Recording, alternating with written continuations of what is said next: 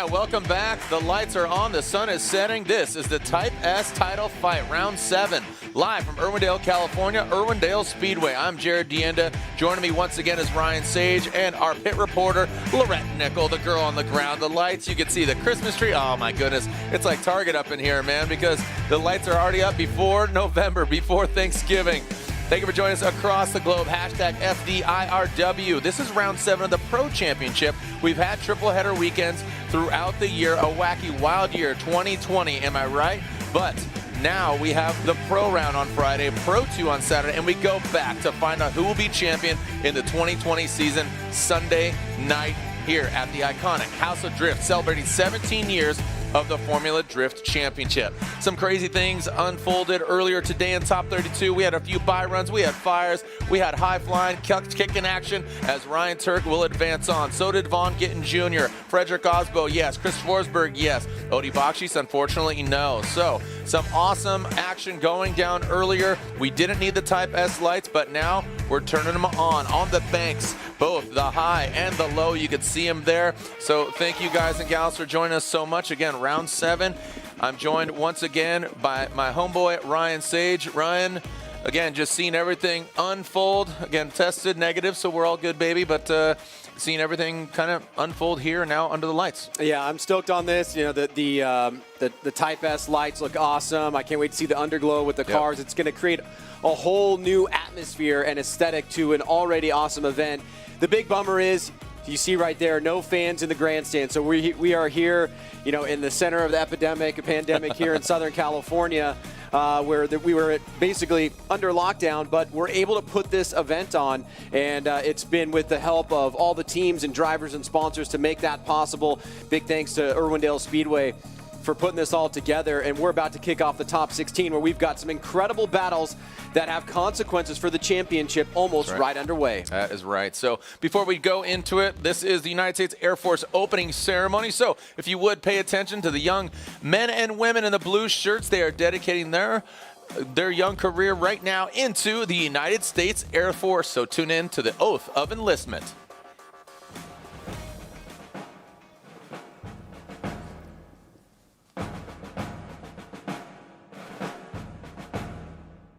I'm Major General Ed Thomas, Commander of the Air Force Recruiting Service, and I'm proud to join each of you today to deliver the Oath of Enlistment to the members of our Air Force Delayed Entry Program. These young Americans are our future leaders, innovators, and warriors, and I'm proud of each of their decisions to join the United States Air Force, the greatest Air Force in the world. Raise your right hand and repeat after me.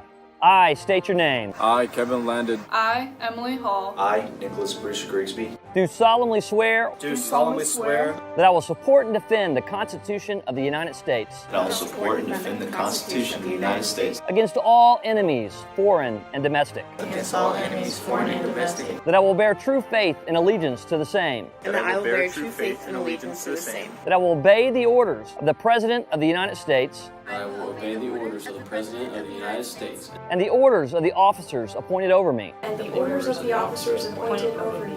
According to the regulations. According to the regulations. And the Uniform Code of Military Justice. And the Uniform Code of Military Justice. So help me God. So help me God. Thank you all, and aim high. All right, well, thank you so much. If you would, please remain standing for our national anthem and opening ceremonies.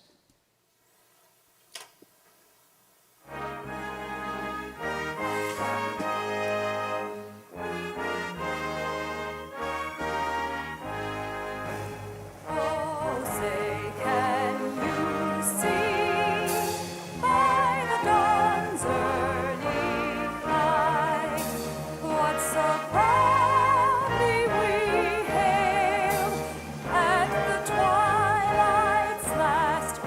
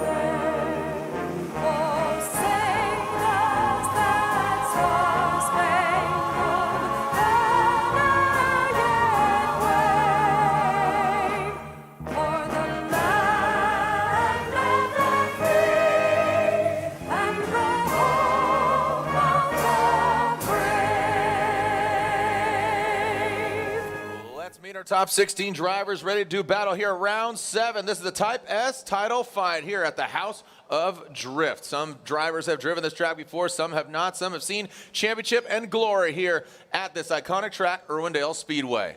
We'll kick things off with the first car parked in this lineup. You can see the Type S lights around the track and underneath the rides. Here we go. Coming all the way from Georgia in that Comp Cams, Achilles tire, Cadillac ATSV. Make some noise for Taylor Full Pole. Next up, not too far from this venue, he resides in that Rad Industries Gear Wrench Toyota Supra. It is Rad Dan Burkett. Moving on down the line, he is 3rd overall in points right now, 3-time champion. Say hello to the NOS Energy 370Z pilot on Nexon Tires. It is Chris the Force Forsberg.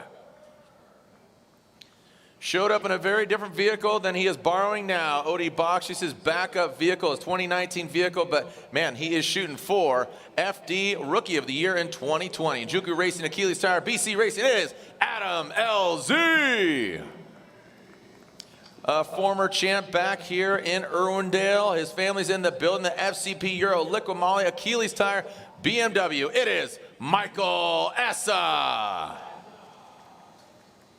Another driver running and gunning. He is definitely a madman behind the wheel of this Up Garage GT Radial S15 from Japan. It is Kazuya Taguchi.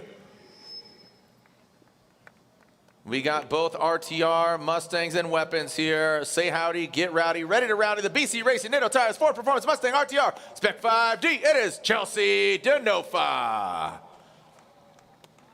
3 wins overall for the RTR team. Went back-to-back in Seattle. He's gunning for another championship, currently leading the points by only 8 points. Say hello to the Monster Energy Nitto Tire Ford Performance Mustang RTR Spec 5D, the professional fun haver, Von Gittin Jr. Yeah! Coming us all the way from Dominican Republic, piloting that Giordano Metal Dom Toyota Racing Toyota 86. It is Jonathan Castro.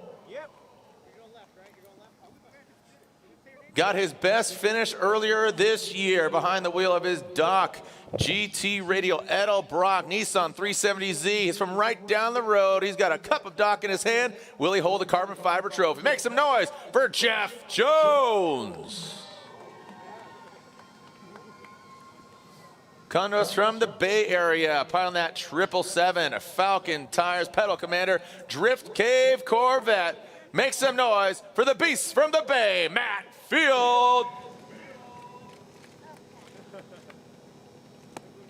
Definitely a different machine than he showed up with, similar to that of Adam LZ. I don't know if we have Type S lights underneath that, but it looks good. Hopefully get his car together. Make some noise for the pilot of Old Red in the GT Radial S13. Right now, the Honda Spree, definitely a weapon of mass destruction. Say hello to Travis Reeder. Another former champ. Oh, easy, easy. Pump the brakes. Don't flex on him like that. Another former champion, an OG since 2004. Many a tires turned and burned here at Irwindale Speedway. It is the Turn 14 pilot, Ineos Oil Falcon Tires. It is Slide or Daijiro Yoshihara. The lights are on here. The Oracle Lighting, Achilles Tire, Dodge Viper. Coming to us from Ireland, number 43. It is Dean Carnage Carney. We have 15 cars out there, 1 driver missing, but last but definitely not least, here we go. He is gunning for that championship as well in that Rockstar Energy Drink. Toyota Racing, GR, Toyota Supra. It is Frederick, the Norwegian Hammer Osbo. There was to be another Toyota out here. The question is, where is Ryan Turk, the driver, the vehicle? Hopefully get it together. We heard from Papadakis, Stefan Papadakis Racing. Can they get the car together? We will find out in just a little bit. And again, just 8 points behind our leader. Ryan Turk is currently sitting second with that of Chris Forsberg behind him. We got Chelsea Denofa, Frederick Osbo rounding out that top 5. So where are they going to land? Remember, this is only round 7 on Sunday night. We have round 8 of this Type S title fight triple crown. The lights are on in the sky, under the cars, and around the track. I'm Jared Deanna. Joining me once again, Ryan Sage. 17 years of talking with Ryan Sage, and now, again, over the past 7 years, we've had the pleasure of our pit reporter and our girl on the ground, that is Lorette Nichols. So she'll give us some insight on the stories, what's going down. So, all right, let's, I had some words with earlier with one of the United States Air Force's own, so if you will, take a listen. It's about that time. It's Aim High Air Force time. We got Technical Sergeant Lindsay here in recruiting. And where are you originally from, Technical Sergeant? I'm originally from Pompano Beach, Florida. That's near Miami. Nice, nice, nice. And why did you join the Air Force? Well, my primary reason for joining the Air Force was for the educational benefits and the travel opportunities. Yeah, that's awesome. And how long have you been in? 12 years now. December will make it 12 years. That's awesome. Congratulations. And I'm sure you've gained a wealth of knowledge prior to entering into the Air Force. Yes, sir. I have. And what other roles have you played? Because now you're in recruiting, right? What other positions have you had within the United States Air Force? Well, I've started out as an operations manager, where I basically did facility maintenance repair. I supported the logistics for that, and I did production control and all that. So that was my primary job. And then I got the opportunity to become a recruiter. So what do you tell young men and women that come in about, just wanting to get in the United States Air Force, just overall? Oh, I tell them it's a great stepping stone. There's a lot of opportunities, a lot of benefits that it has to offer. So depending on what situation you have, just try it out. You know what I mean? If you're interested, just go for it. That's great. I like it. You could apply that to anything, but obviously, being in the United States Air Force. All right. Are you a car guy? And what's your favorite thing about Formula Drift? Are you excited? Because it's a closed door event, but I believe we might sneak you in. Oh, yes. Oh, I'm excited. My favorite part about the Formula Drift is like the actual competition with the lead car and the chase car. So I'm excited to see that. Solid. Again, we're practicing social distancing, wearing masks, but I think you're a VIP, so we'll get you in. But man, thank you so much. Thank you once again. And where can people find more information about recruiting into the United States Air Force? For more information about the United States Air Force, go to airforce.com. It's easy as that. Thank you so much, sir. And send it. All right, well, we can see the cars staged and ready to go. We'll pull them into the hot pits area here in just a moment, and we will jump right into competition shortly thereafter. The big battle right out of the gate. We got Gittin and Castro right out of the gate, our current points leader. Can Castro play spoiler? And again, where is Ryan Turk? We'll find out when we return.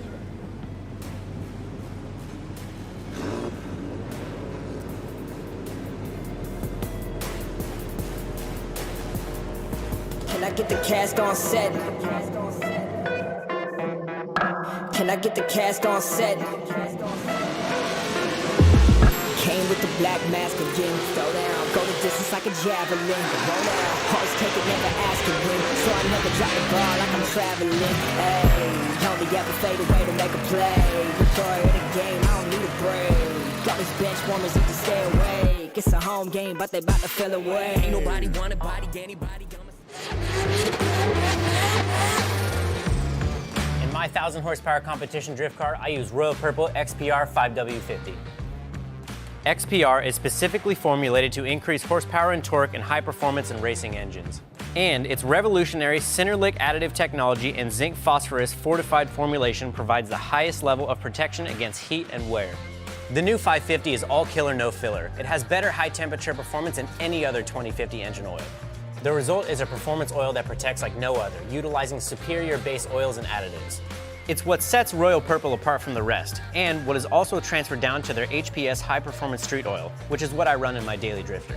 So from here to here, all you get is extreme performance from the synthetic experts. Royal Purple.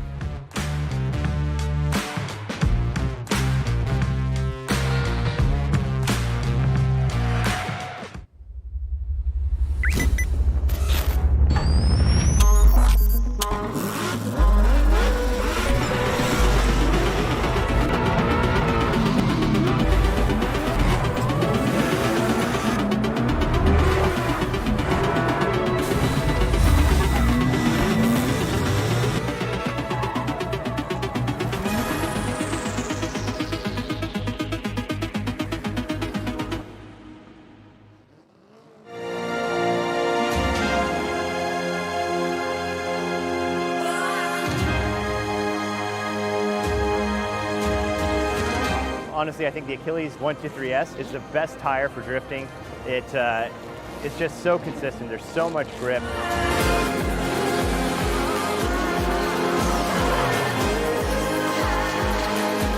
I love being on Achilles. It is incredible. The tire is incredible. It's the best tire that I've ever used. Tons of grip. It's just so consistent, precise, very predictable. Having a tire that's consistent all the way through from when it's cold to when it's roasting hot is very important. I really wouldn't want to be on any other tire.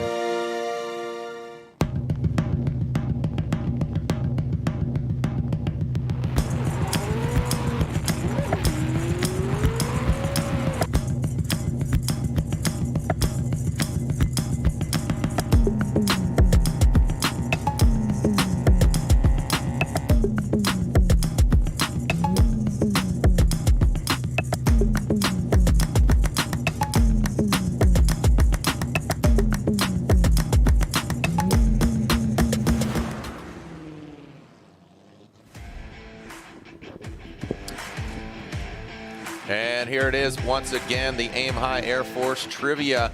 You can find this question in the description of the YouTube live stream. So, what is the official name of the B-52 bomber? Eggert, I know you know this answer right here. Is it the Spirit? Is it the Lancer? Is it the Stratofortress or the Eagle? So, again, what is it? Go ahead and find the question in the description of the YouTube live stream. And here are the matchups, and this is what is up. Vaughn Gittin Jr. versus Castro. Oh, man, that's going to be a tough one for Castro, man. He's got a lot of momentum, that Vaughn Gittin Jr. Dio Shihara, Taylor Hull. Taylor's been driving like a madman. Then you got Adam LZ in that Arrive and Drive program vehicle that Odie says, here you go, here's the keys, go shred it, bro. Because Adam LZ's vehicle, not 100%. He's going against Dan Burkett. Then you got Osbo versus Dean Carney. That is going to be a ferocious one. Then on the other side, Ryan? Yeah, we got a big open question mark about what's going to happen with Chris Forsberg. We know he's in his backup car. It does not have the horsepower. He's going up against Michael Essa. Kazuya Taguchi breaking into the top 10, going against the surging Jeff Jones, who he's sitting right next to. And in the lower right-hand corner, we've got a massive championship matchup that could potentially be brewing, as Ryan Turk and Chelsea Denofa could face each other in the Great Eight, but they have to get by Matt Field and Travis Reeder, respectively. And remember, Field has been going up all season long, battling the RTR guys. He definitely wants to get one back against Chelsea Denofa. You could see some of those tents down there thinning out, meaning that we've advanced on from 32 into 16. And again, all the pit area, you could see even all the, normally where we have the open paddock area, you could see all the 18-wheeler trailers over there. So spread out all throughout this venue. As Ryan said, no fans here in the building. So it makes, we're not going to see any waves. We're not going to see any vape waves, none of that stuff. Oh, it's a little bittersweet, but good thing is we're going to see competition. I want it all back next year. I miss it so much. I miss the fans. I miss them bringing me beer. I'm just kidding. I'm joking, but am I? All right, here's a look. Here's a look at Vaughn Gittin Jr. when he went up against, I believe it is Frederick Osbo, and this was it. Yeah, it's in Seattle. This is round 4. Remember, I mean, back-to-back wins, Ryan. That was just the game changer for Vaughn. Yeah, the last time he has been this dominant, arguably, is his 2010 championship. 6 of 7 podiums, basically unrivaled throughout that 2010 season, and it looks eerily similar this time around. Taking out Frederick Osbo is no easy task.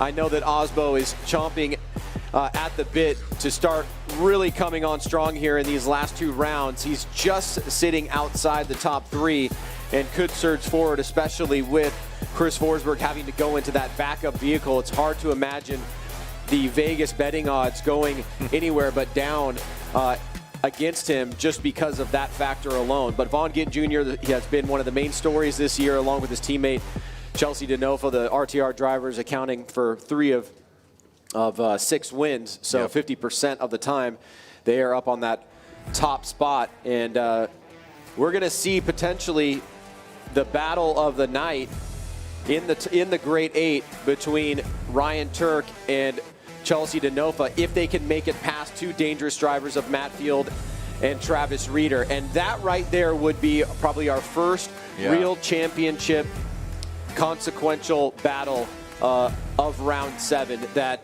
whoever gets past that is certainly going to have a leg up. And for Turk, it pushes Denofa down, takes him closer to Gittin, which he's only 8 points away.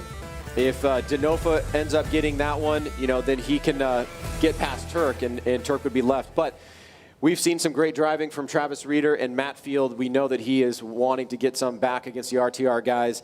He has had some great success here. He's won here before.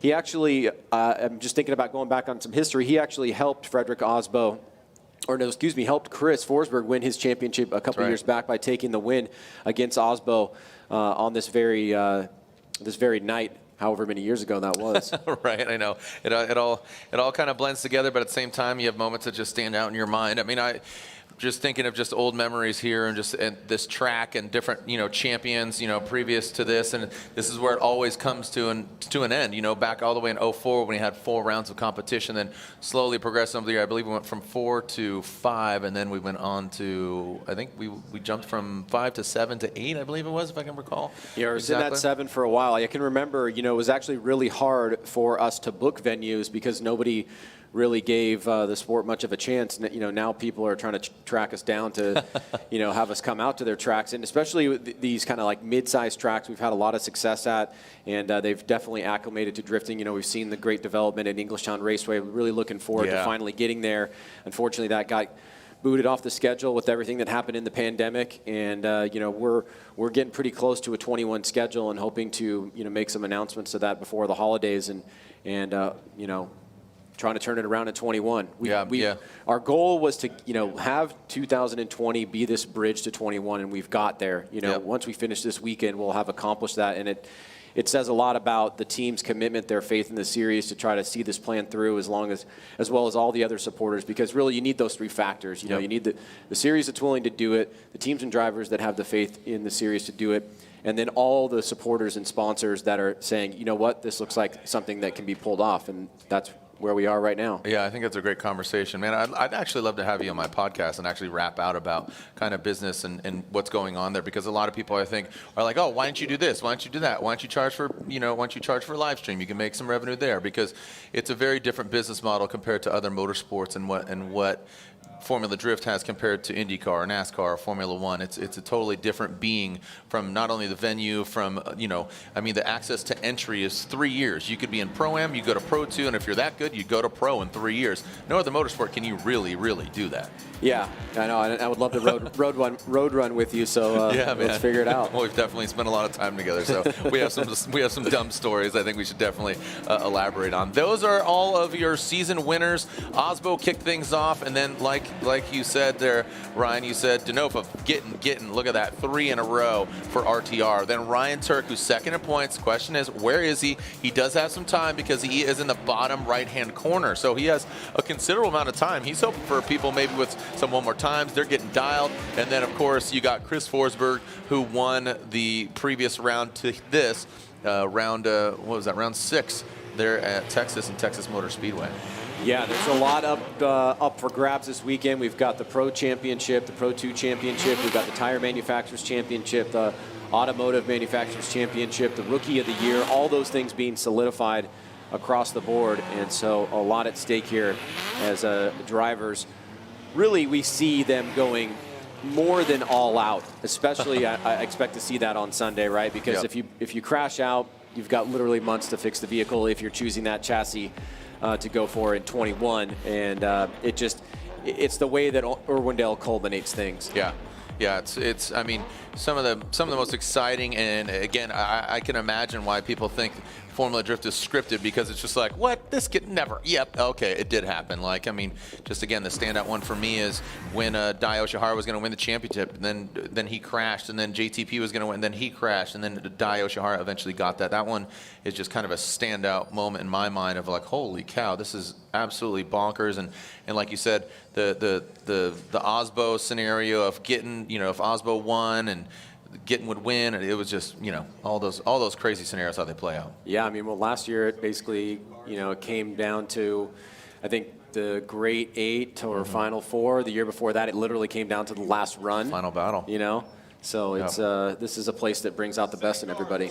Well, here we go. Our first battle, top 16, the Type S title fight, round 7 of the Formula Drift Pro Championship, top 16. Vaughn Gittin Jr., Jonathan Castro. They're going to leave that start chicane. Are we going to get a clean start? Yes, sir, we do. All right, let's go into that first outside zone. Oh, look at that Vaughn Gittin Jr. high and tight. Well done by Vaughn Gittin Jr. Castro trying to massage it, just backing it up. You can hear the backup sensors going off. Backs it into that big bank. Now transition that second outside zone, outside bank. Good angle there from both drivers. Would like to see Castro a little bit deeper in that Toyota Corolla, or excuse me, the Toyota 86. Now coming to that outside zone. You can see the judges, good job on laying down some more paint. And here we go. So as we're going to go right back into it, alternate the order. Yeah, there was some good-sized flames or some sparks coming out of the left rear of Jonathan Castro. You could see he kind of came down on the bank there, but kept the proximity. And Vaughn carried great momentum and angle, made a slight little adjustment as he maxed out the angle, then got right into it. Good momentum into inside clip number 1. Here it is coming off the bank again. You can see that kind of reduction in angle from Castro. And then as we get into the second outside zone, Castro starts bringing on the proximity here. Great job. Could have done a little bit better in mimicking the line at the entry point of that outside zone. As Gittin wraps through this final outside zone, you'll see the very clean painted line where the outside zone is. The judges are allowing the drivers to go outside of that line as long as their rear bumpers do not hit those standing cones that are about 18 inches over the line. Think of that as a solid concrete wall. So we'll switch things up here, Jared, as Jonathan Castro will now take the lead against Vaughn Gittin Jr. All right, let's go ahead and send cars here. And it'll be Jonathan Castro that is leading. Vaughn Gittin Jr. giving chase. Let's see who comes out dominant. Castro changed up his livery here a little bit this year. The Drift Metal Dom. Look at this. Vaughn Gittin Jr. giving himself some room, a gap here. Is that going to work off? And you can see him slowly inching his way to the side of that Toyota Racing, Toyota 86. Now coming to that second outside zone. Castro dialing it in. Getting really tight there. Good angle from both the drivers. Ryan, you saw Vaughn leave a lot of room, but he caught right back up, and there goes Vaughn right back to the side of Castro. Now pulling all the way through. All right, it looks like this is actually a pretty close battle here. You said Vaughn gave a little bit of room. I thought he did as well. Looked like it may have been part of the strategy as we take a look at this second replay here of Jonathan Castro in the lead. Here it is from above. You could see Castro midline on the bank. Vaughn kind of stopped for a second, then he started surging forward. Good angle there from Castro, but a little bit off that inside clip. Mimicking by Vaughn, looking pretty good here. You can see Castro just not really filling the outside zones as the lead driver. Now that's going to count against him. The question is, did Vaughn do enough in his chase run to kind of push it into his favor? He put some pressure on Castro towards the end there, and he was pretty consistent. All right, looks like we are waiting for our results, but right now I got you chiming in here. Tanner Faust to join us. What's up, Tanner? Hey, not much, just hanging out, watching some badass drifting. How you guys doing? Good, man. Thanks. Again, social distancing. And Tanner, you were champion 07 and 08, coming back here to Irwindale, and here we are looking at a side-by-side. Vaughn Gittin Jr., you currently leads the championship, and again, 8 points behind him is Ryan Turk. What kind of emotions did you feel when you were coming into Irwindale and about to be champion?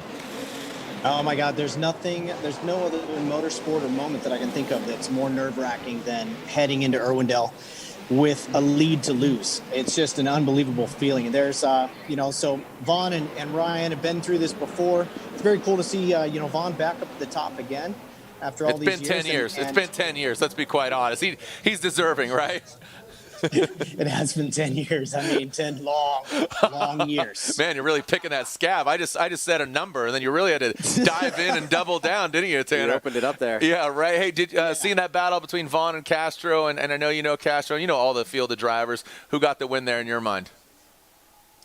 No, you put him on the spot. I would say straight off the bat, I would say Vaughn. Okay. But, he definitely played a little bit safe on the bank there, knowing he had a lead. But he cleaned it up the second half. And look, I'm no judge, but I mean, looked like it was probably Vaughn's on that one. Yeah, it's one of the most unenviable positions. Here we go. So see if Tanner Faust can be a judge. He's going to hang up his helmet. And look at that. Wow, look at Tanner. Yeah, Tanner. He hasn't lost a step. Hasn't lost, yeah, not at all. I wanted you to repeat that quote. You said one of the most nerve-wracking motorsports that you can think of. I mean, you've done stage rally. You've done rally cross. You've done desert racing. I mean, your name is there sitting in 07 and 08, the first ever back-to-back champion. And what do you make of the vehicles and the builds overall? Because I know you have your Volkswagen, was it the Passat that you rip around? But the builds now during FD, they're nuts, right?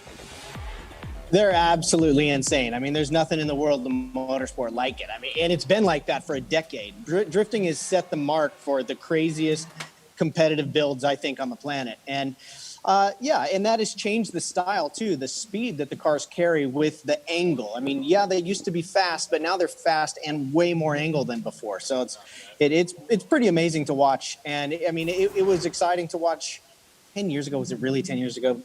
Jesus. But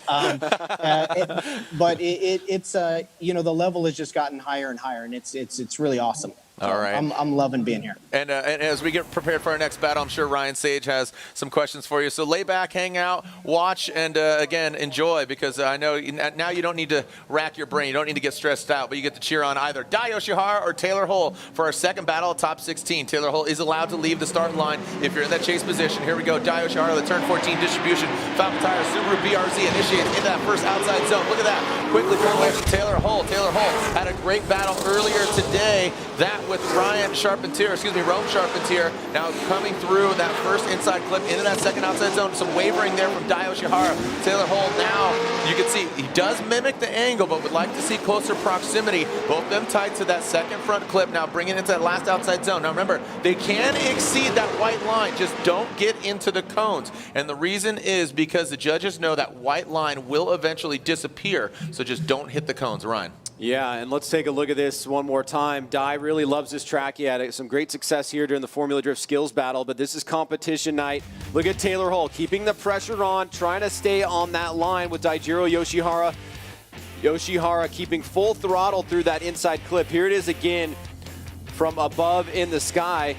And you can see Dai hitting that inside clip. Tanner, if you're watching, what are you thinking about Dai's lead run here? And our guy coming on strong in 2020 is Taylor Hull in that chase position.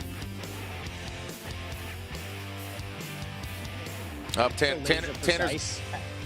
Go ahead, Tanner. What do you think? Absolutely laser precise. I mean, not huge speed coming into the inner transition, but then you look at Holt. He's in the smoke the whole time through the transition. It's impossible to describe what a horrible feeling that is to be completely blind through that transition coming into the inner wall.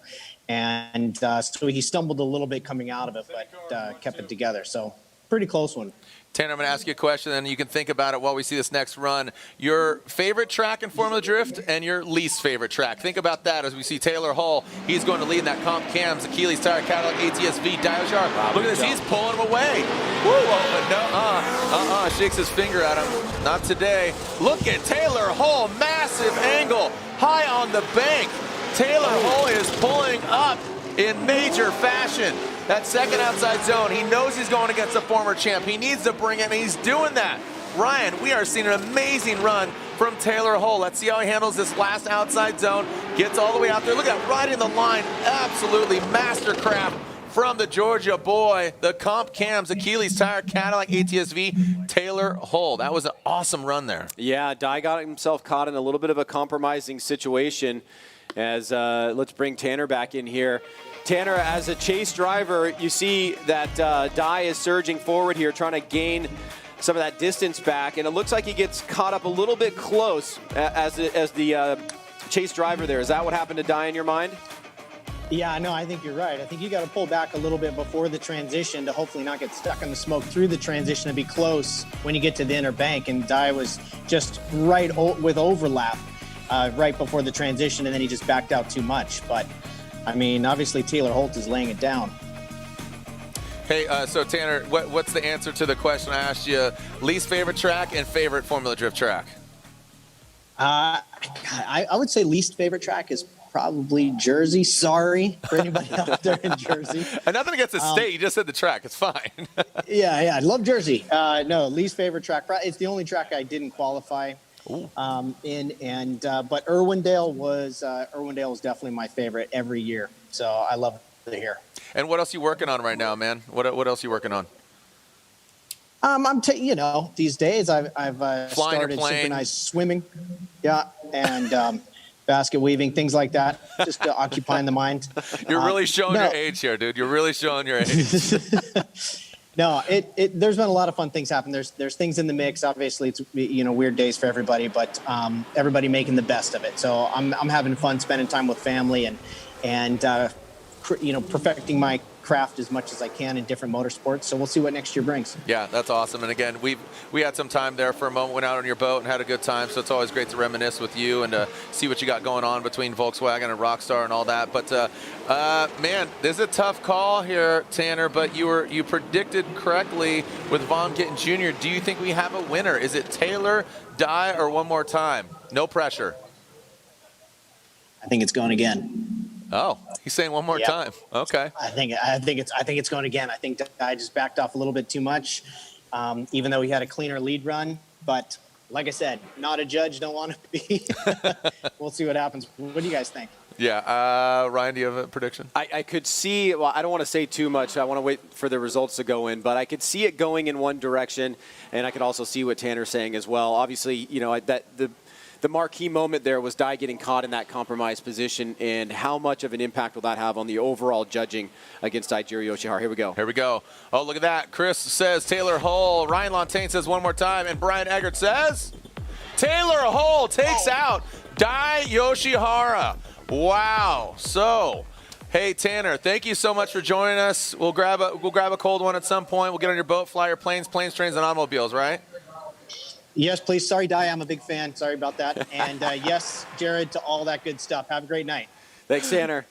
Peace out, man. Right. Thank you so much. Thank you so much, Tanner Faust. Again, two-time Formula Drift champion in so many different motorsports, and a champion in our hearts, a.k.a. Tanner Golden Child Faust. So, quite an upset there. Dye Yoshihara, I mean, not quite an upset. I'm not Taylor Hull's no slouch, but I think he knew who he was going against, and he really needed to throw it down. That was a great job. Okay, we got an update. We were asking where he was. Well, Lorette Nickel found him. Lorette, you got Turk. Thank you so much. Ryan Turk, you weren't out at opening ceremonies. You guys replaced the motor during the break. What was going wrong?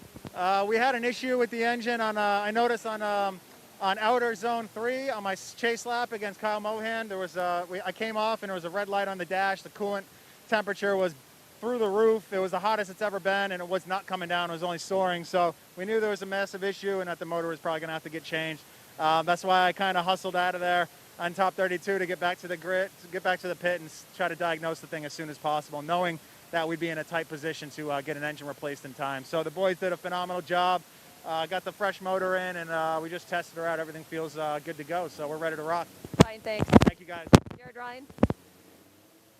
Good luck to you, Ryan. So, I mean, Papadakis, they know how to change out that 4-cylinder engine, man, for sure. They did that with Osbo, multiple times last year. In his voice, you could sense that there was some confidence there, right? Yeah.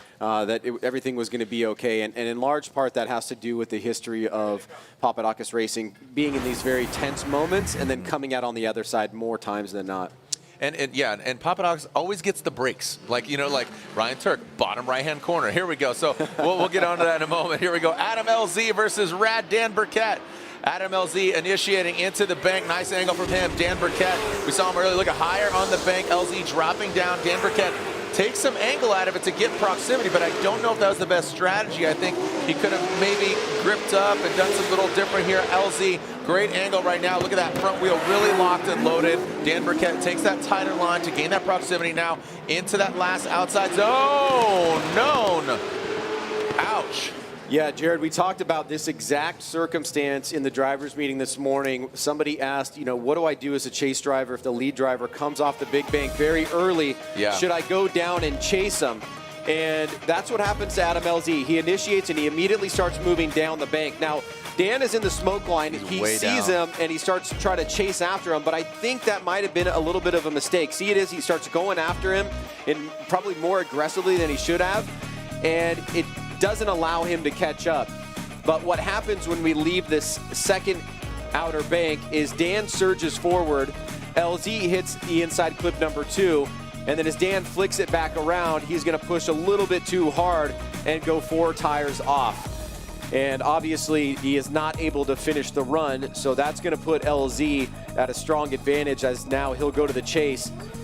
And Dan Burkett will have to take a look at his vehicle as he goes to the lead position here to try to figure out who's going to be moving on into the grade 8. Yeah, and Dan Burkett looked like he went off early, too, coming off that bank. You were talking about that compromise and changing up. You can see our brand new Ford F-150s there on track, helping us out as America's best-selling full-size pickup for good reason. It delivers an unsurpassed combination of power, capability, and efficiency. The F-150 offers best-in-class payload and up to 13,800 pounds of available towing, thanks to its most advanced powertrain lineup ever, including a new 3.0-liter Power Stroke turbo diesel V6.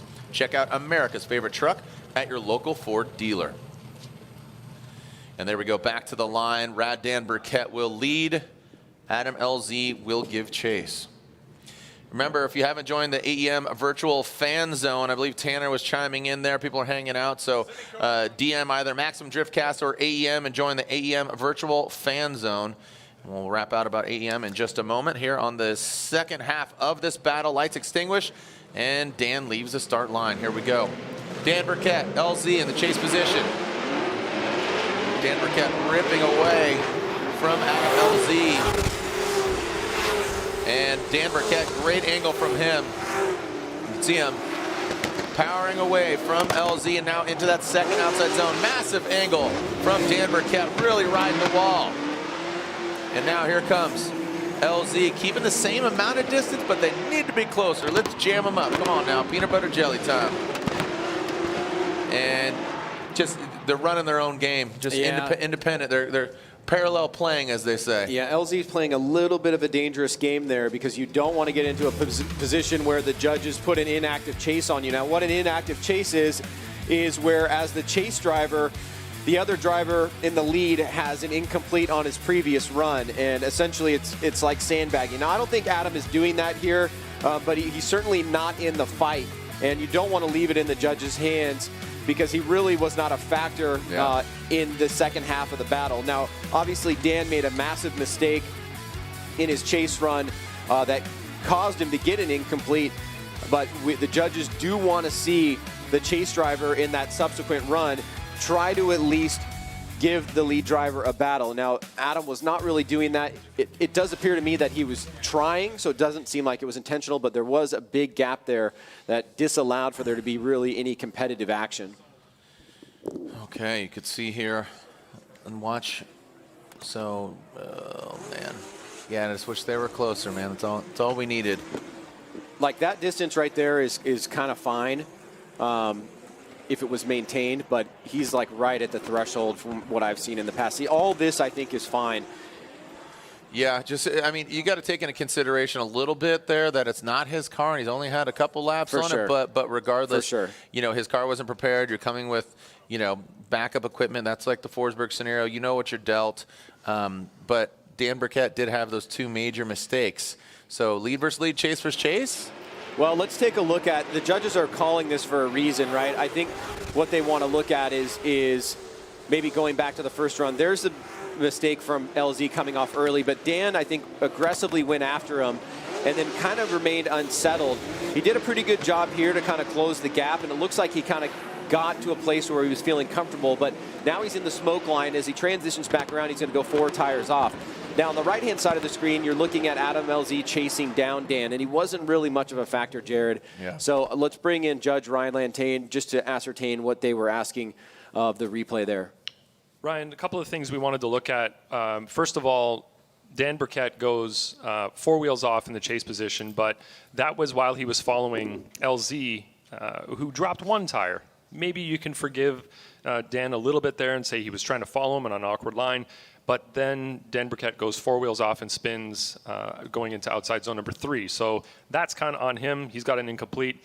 What we were really looking at was, did Adam LZ initiate late in the chase position? And you can see that he did start to get an angle. It wasn't big angle, but he did start to rotate the car at the latest initiation point. But he only really got to good angle at outside zone number 1 where it began. So we have to give him the benefit of the doubt there. He did get the car to angle slightly, and we were just looking to see if that was an incomplete from him, but I decided that it was not. And just for the fans at home, point out to us where the latest point of initiation is. So just before the beginning of outside zone 1, there's a marker on the wall. Adam LZ gets the win. Yeah, Adam LZ is going to get the win right there. Look at that. There's a marker on the wall near the Cometic sign. So the beginning of the zone's at the JEG sign. Cometic sign is where the latest initiation point is. So you can see that as LZ gets to that point, the car starts to rotate. It's not a lot of angle, but it is there. And for fans that are catching up on rules and things like that, if you do have a initiation past the latest standing point, is it a deduction? Is it a zero? Does it depend on the severity? It depends on the severity. If it's just beyond, it'll be held against them. It'll be kind of a deduction, if you will. There are no points or anything like that in tandem, but it'll be held against them. If it's very late, then yes, that'll be an incomplete. All right, so again, to make it official, Adam LZ gets the victory and moves on into Grade 8. So congratulations to Adam LZ. He moves on into Grade 8, taking out Rad Dan Burkett. Looks like the AEM virtual fan zone is expanding. Dude, yeah, loving it. Again, I got a few DMs. Speaking of DMs, slide into those DMs, either Driftcast or AEM. So thank you too, as right now we are seeing Osbo and Carney. So speaking of AEM Intakes has been a leader in the development of precision-tuned air intake systems since 1987. AEM pioneered the dry flow air filter and offered one of the first packaged intake systems on the market. Today, that same innovation is used to design premium products for the latest tuner platforms. AEM dry flow air filters are track proven, winning more FD championships than any other air filter brand. If you're looking for a proven horsepower increase for your car, check out AEMintakes.com. Hey, Jared, I just got something in my ear that said, if you are a fan watching the live stream right now and you would like to join the AEM virtual fan zone, there is a link with a password in the description box of the YouTube that you can go in there and interact with all the fans and the Maximum Driftcast and everybody else. So go ahead, jump in there, have some fun. Slide in those DMs. There we go. All right. So as we are seeing Osbo and Carney pull to the line, this is when we complete this, we'll be halfway through our top 16 just like that. So local time, just about 10 minutes till 6 o'clock as Osbo will lead. This has, again, as Ryan likes to say, championship implications, as we already see getting in there, so that betters his chances as far as running away with it a little bit further. And here we go. So Osbo will lead, Carney giving chase. Osbo, that Rockstar energy drink, Toyota Racing, Toyota GR Supra. Here we go into that first outside zone. Let's see how the handle is. Both of them almost identical time initiating. Osbo, you can see that car rock solid. Carney, a little bit of wavering in that chase position. Now coming to that second outside bank. Here comes Carney. Hot and heavy. Carnage bashing front. Wow, I would definitely want to take a different look at this as Dean Carney spins out. Wow. Oh, wow. We got a rogue tire off a car. I'm just calling it off the screen, not in the live. Ryan, let's take a look. At some point, somebody lost a tire. Well, it's going to really come down to what happened on the inner bank. The big bank right here, both drivers looking pretty good. Good aggression by Dean Carney. Osbo's on a mid-high line. Like to see him a little bit higher, but it was still pretty solid. Now here comes Carney off of the bank into inside clip number 1. It's really surging forward. He catches it almost perfectly, nearly goes into the wall. Great job there, but he taps Osbo and pushes him offline. And I think that's what the judges were looking at. He's surging forward there. He taps Osbo once, and he may have got him again. No, it was just the once. And now Osbo keeps sliding, and I would imagine that it is probably Dean's tire. Is it Dean's tire?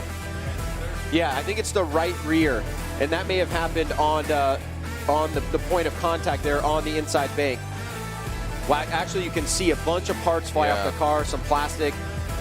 So we need to have the judges make a call there because there was contact and fault will need to be given. There goes that back right. Yeah. Oh, man. And that is a lot of rubber coming off there, those Achilles tires. So Dean Carney living up to his name will get him off course. You can see him scraping some metal. Unfortunate for him. Ryan, while we're in this and looking at Dean's car, just thinking about what transpired there, is that a consequence of Dean kind of pushing Osbo, not being able to make inside clip one, or how do you see that right now?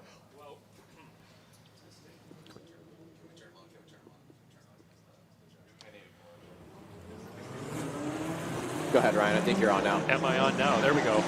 A lot happened in this run, and first of all, we thought that Dean was definitely going to crash at the beginning of outside zone 2. As he went into Osbo's smoke, from our perspective right here, it looked like, no, he's going in, he's done. He tapped the wall right there, and potentially that's when his wheel got damaged and the tire came off the wheel, and then he potentially couldn't slow down behind Osbo. I'm not saying that he did it on purpose. As he rotated back, that's where the tire came off. So there are pieces of wheel down there. It's a bit of a mess, and it looked like he was being aggressive as we want them to be, but he just couldn't slow the car down the way he wanted to because his back tire was not seated on the wheel anymore, so probably didn't have the amount of grip he was hoping for to be able to slow the car down an angle, and ended up bumping into Osbo and knocking him offline. And then right here, as he transitions, is when the tire right there comes off. He loses all grip in the rear on that side, and then the car, as you can see, does a little pirouette right there pretty quickly. So, you know, obviously that fault is going to be on Dean Carney for the contact with Osbo, knocking him off of inside clip 1, and then so Osbo will, I presume, be able to look at his car, and then Dean is going to have to call a competition timeout to repair his car and hopefully get back out here for the second part of this battle, because I'm looking forward to seeing what happens when they get back out there. Oh, man, the AEM Virtual Fan Zone loving it right now. Oh, man, we are filling up. Look at this party. What is up, y'all? How we doing? Who is at fault? This seems dangerous. This seems this is extra right now. Dude's laying in bed. What's going on here? Look at Rob C over here. Just he's got a baby on his chest. That's what's going on. They're shouting. I can't ask everybody. Everybody's got, look at Brian. Look at Brian got driftcast. He's got cranky anchors. That's what's up. A lot of people shouting out LZ right now. Obviously, got a lot of LZ fans in the building. Look at that's great. Right? That's solid. Yeah, that's big Brian right there. That's baby Brian. Yeah, what's up?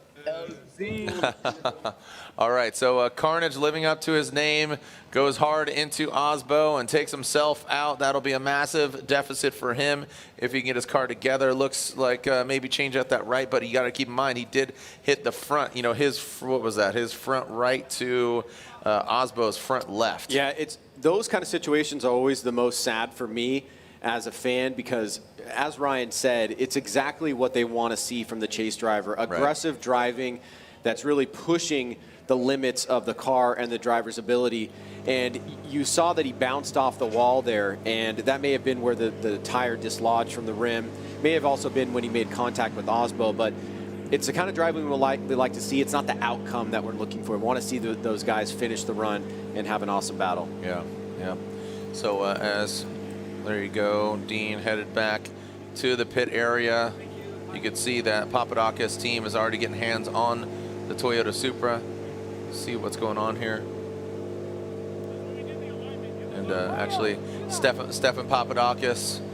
All right, as we look at Osbo and his team working on the vehicle, let's take a look back at his debut of this Rockstar Energy Drink Toyota Racing GR Supra.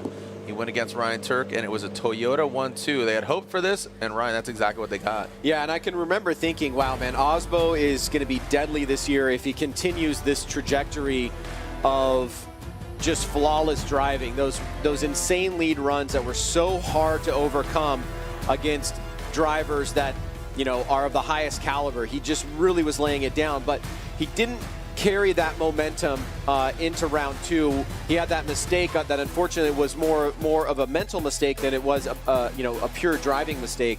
And I'd like to see the return of Osbo here this round. We're starting to see little bits of it. I saw some of his practice runs. They looked phenomenal. But obviously Ryan Turk as well has just made his mark this year.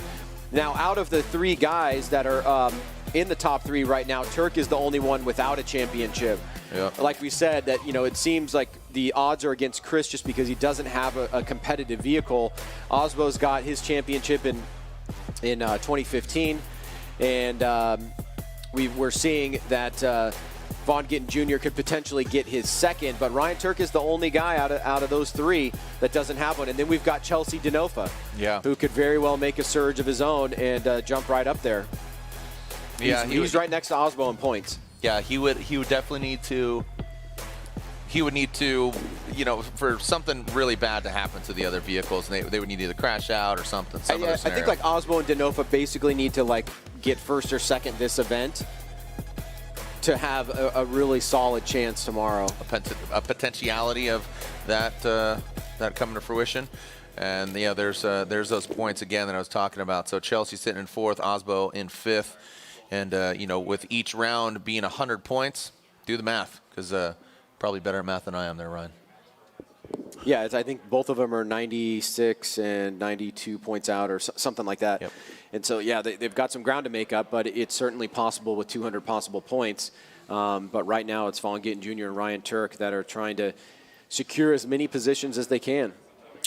Well, there's Carnage coming back to the pits. His crew awaiting the Viper to see if we could get it back. All right, so as we move on to the other side of the bracket, we'll revisit the second half of Osbo and Carney. But Forsberg and Essa are on the start line and are about to be, but we're finding out what's going on. I see Essa. I do not see Chris Forsberg, but here we are with Essa and that FCP Euro Achilles tire Liqui-Moly BMW.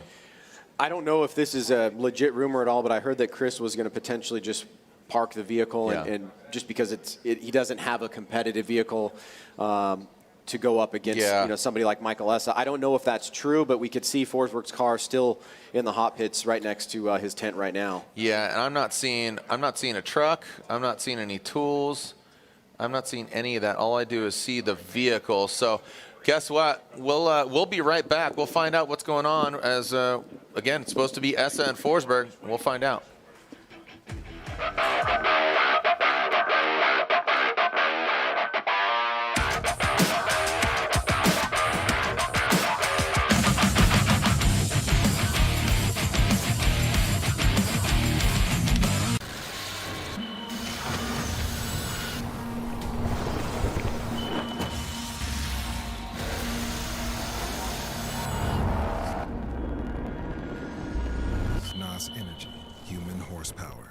Right now at O'Reilly Auto Parts, if you spend $45 on Royal Purple products, like I just did for my oil change, Royal Purple will send you $10 back. Here's how easy it is. Head to your local O'Reilly Auto Parts, pick up any combination of Royal Purple products that get you to $45. Also good at O'Reilly.com. Make sure you take your receipt, snap a photo of it, then go to RoyalPurplePromos.com and simply upload your receipt image. It's so easy. Then all you have to do is go to the mailbox and find your $10 rebate check.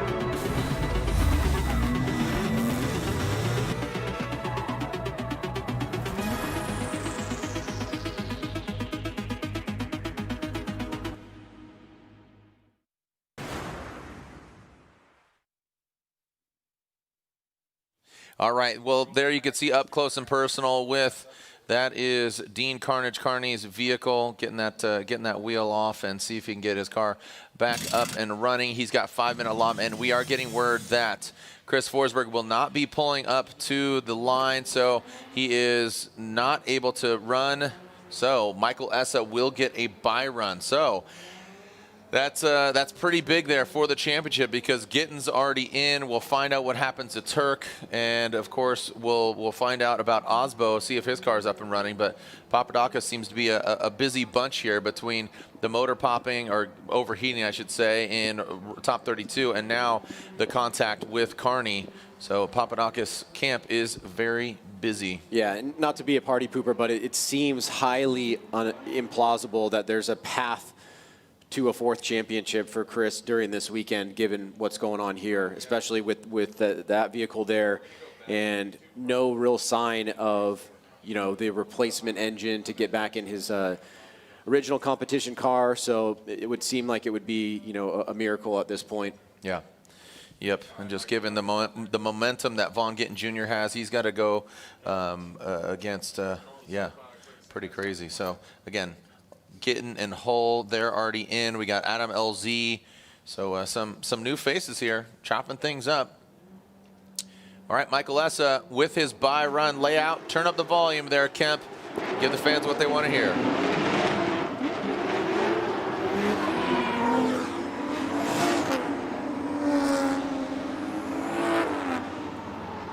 Essa taking a lower line here. This is just a bye run, but this might be a shape of things to come. I know early on in the year he had some engine issues, but now with that bye run, I wonder if he's just not showing all his cars or if he's really having an issue.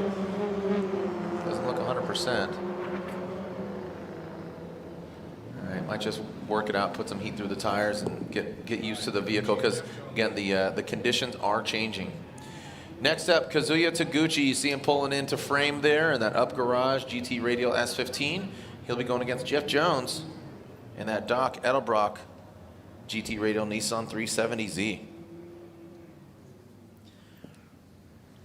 Ryan, we are ripping through Irwindale right now, and now that I sent that, we'll probably slow down quite a bit. Yep, you're welcome. But again, next up will be Denofa and Field, as you said, and then Ryan Turk and Travis Reeder, that final battle of 16. Man, kudos to Hull. Really, really great driving there. Again, when we were talking to Tanner Faust, you know, Hull stepping up in a major way, getting that victory. Adam LZ taking out Dan Burkett. And you can see all these. Look at the clock on the right. Oh yeah, 143. Little pager code there. All right. And here goes Jeff Jones, who had his best finish earlier this year. Got 4th. That was in Texas, right? That was round 5. The Royal Purple, top 16, Royal Purple. As Royal Purple, the official motor oil, the official engine oil of Formula Drift. Also, if you haven't already picked up your Royal Purple socks, you can. So just visit O'Reilly Auto Parts, and you basically purchase a minimum of one 16-ounce can of Royal Purple Max Boost between October 19th and November 30th. From any O'Reilly Auto Parts, you get some Royal Purple socks. Kazuya Taguchi will lead Jeff Jones giving chase.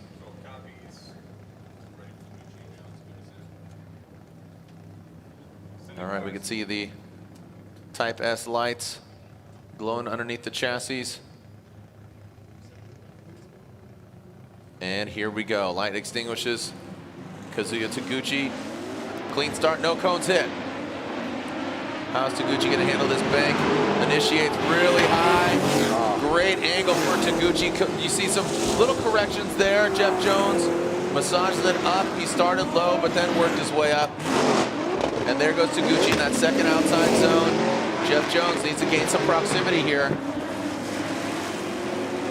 Kazuya's putting his car in all the right places. You saw a little hesitation there on that transition from that front clip into that final outside zone by Taguchi. But let's take a look at it again, because Jones, right from jump, was just definitely offline, and Kazuya was high on the bank. He definitely started very high on the bank, Kazuya Taguchi, that is. And Jones is really down low, has to make an adjustment to come back up. Taguchi does come off the big bank a little bit early, so that might be one mistake that goes against him. But as he enters the second outside zone, you can see that he was on a kind of a deep line at the beginning, then he started to come off a little bit early. So these are some areas that Jeff Jones can take advantage of, but Jones was not as much of a factor as I would have thought in the chase position. He had a couple noticeable mistakes, including that big one on the big bank where he really pulled some angle out of the car after initiation, and that's definitely not what the judges want to see. All right, there goes Jeff Jones on the start. Kazuya Taguchi in the chase, the second half of this battle. Sopa on the Ropa on the start lineup, ready to send him here. Jeff Jones out front, Doc Edelbrock GT Radial 370Z. Jeff looking stronger out front, then in the chase position, mid-bank, allowing Kazuya Taguchi to gain that proximity, mimicking the angle. There we go, past that front clip. Let's see how they handle the inner bank, coming in hot. Jeff Jones, a lot of confidence there. You can see, whoa, oh, we got contact. That does not sound good. Let's see where the contact was made. And we will see. Did Jeff Jones check up, or was Kazuya Taguchi just too aggressive in this scenario? Ryan?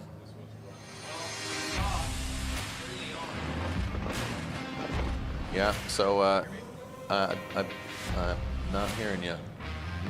Go ahead, rep out, Ryan. See. All right, there we go. Yeah, we saw that early on, Jones was on that lower line. He kind of made it almost to the lowest point of the big bank. But right here, Taguchi gets really close to Jones, and it's hard to know if Jones was slowing down right there, apparently in the eyes of the judges. Let's take a look at it again. Let's watch the smoke line here.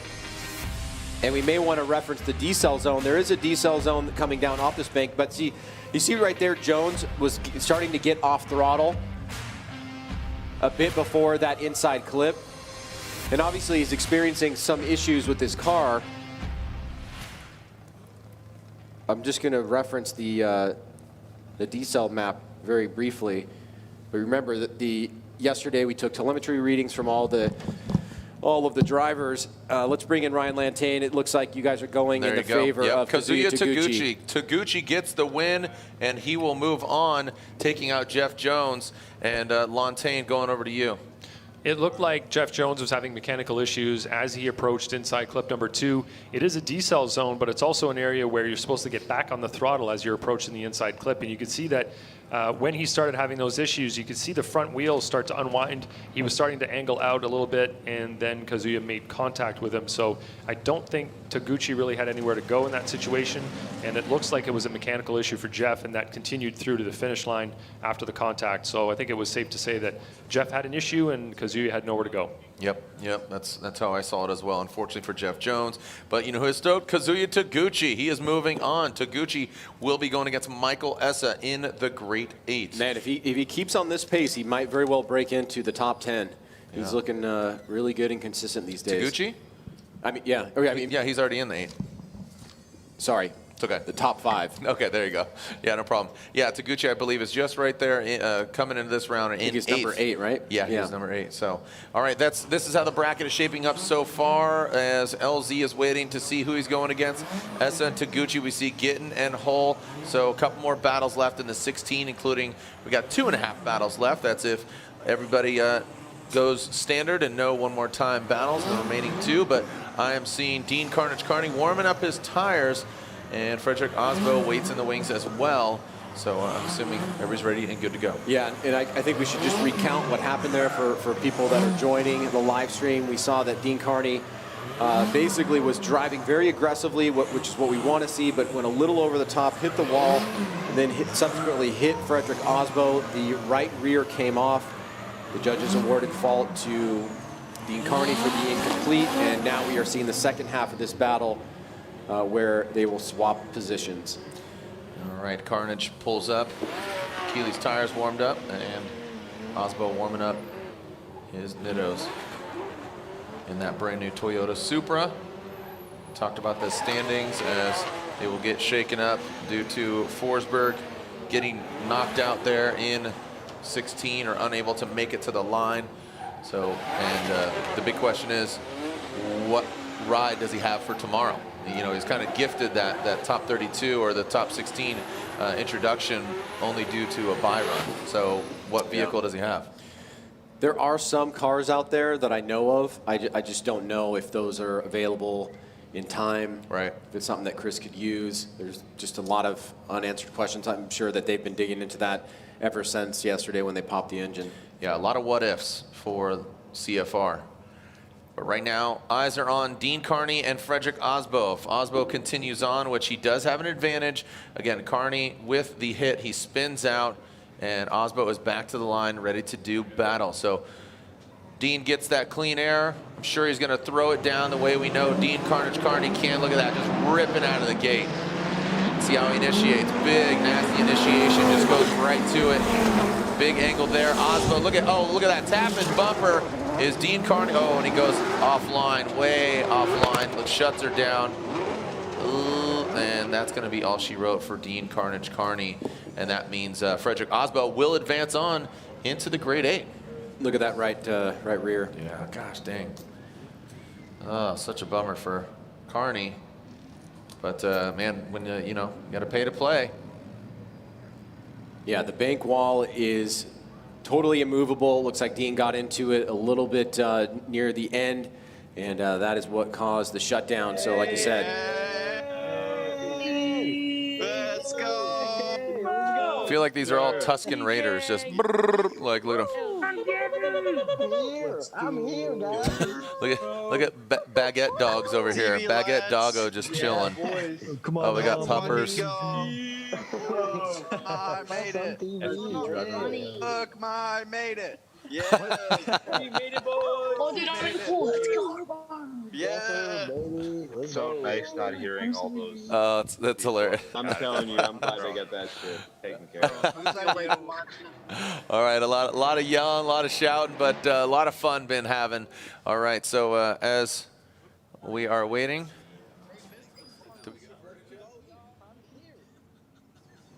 All right, slide him over. Here we go and make it official. And Frederick Osbo gets the win. Osbo gets the win. He will be going against Adam LZ in the grade 8. And there you have it, Ryan. We, like you said, if that was the pace he was going to start at in St. Louis, it'd be a much different story. But the RTR boys. It's a big one here. This is, yeah, this is a real big one. Denofa and Field, because we just saw that, again, so right now, Denofa and Turk are our remaining top 5 drivers that that could be in the mix. So Essa, Taguchi, getting Hull, LZ, Osbo. Now it's Denofa, Field. You got all-American vehicles, all-American boys. Denofa behind the wheel of his Mustang. Matt Field piloting his Corvette. Yeah, getting after it. Looks like Falcon tires, Nitto tires.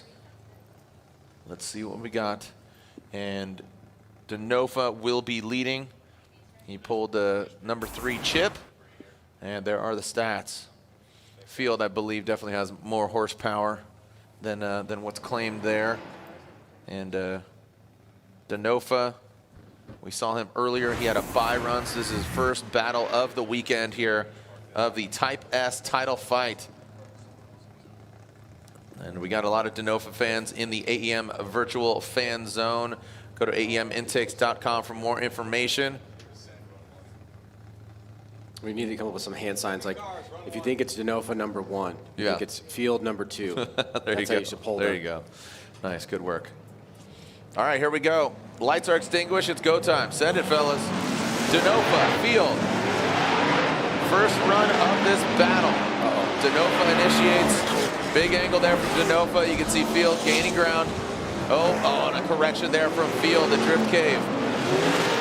Owner and curator there into that second outside zone. Denofa filling all of it. Slow and steady, not slow at all, but definitely steady. Great angle there. Good transition from both the drivers. Field, you saw him just let Denofa just eke by. Yeah, Field had a really weird initiation there. It almost looks like it may have been a double initiation. It seemed unsettled. We won't get it from the drone, but when we go back to the original run, we'll see it. But either way, Field looks just like he's not fully there in this chase run.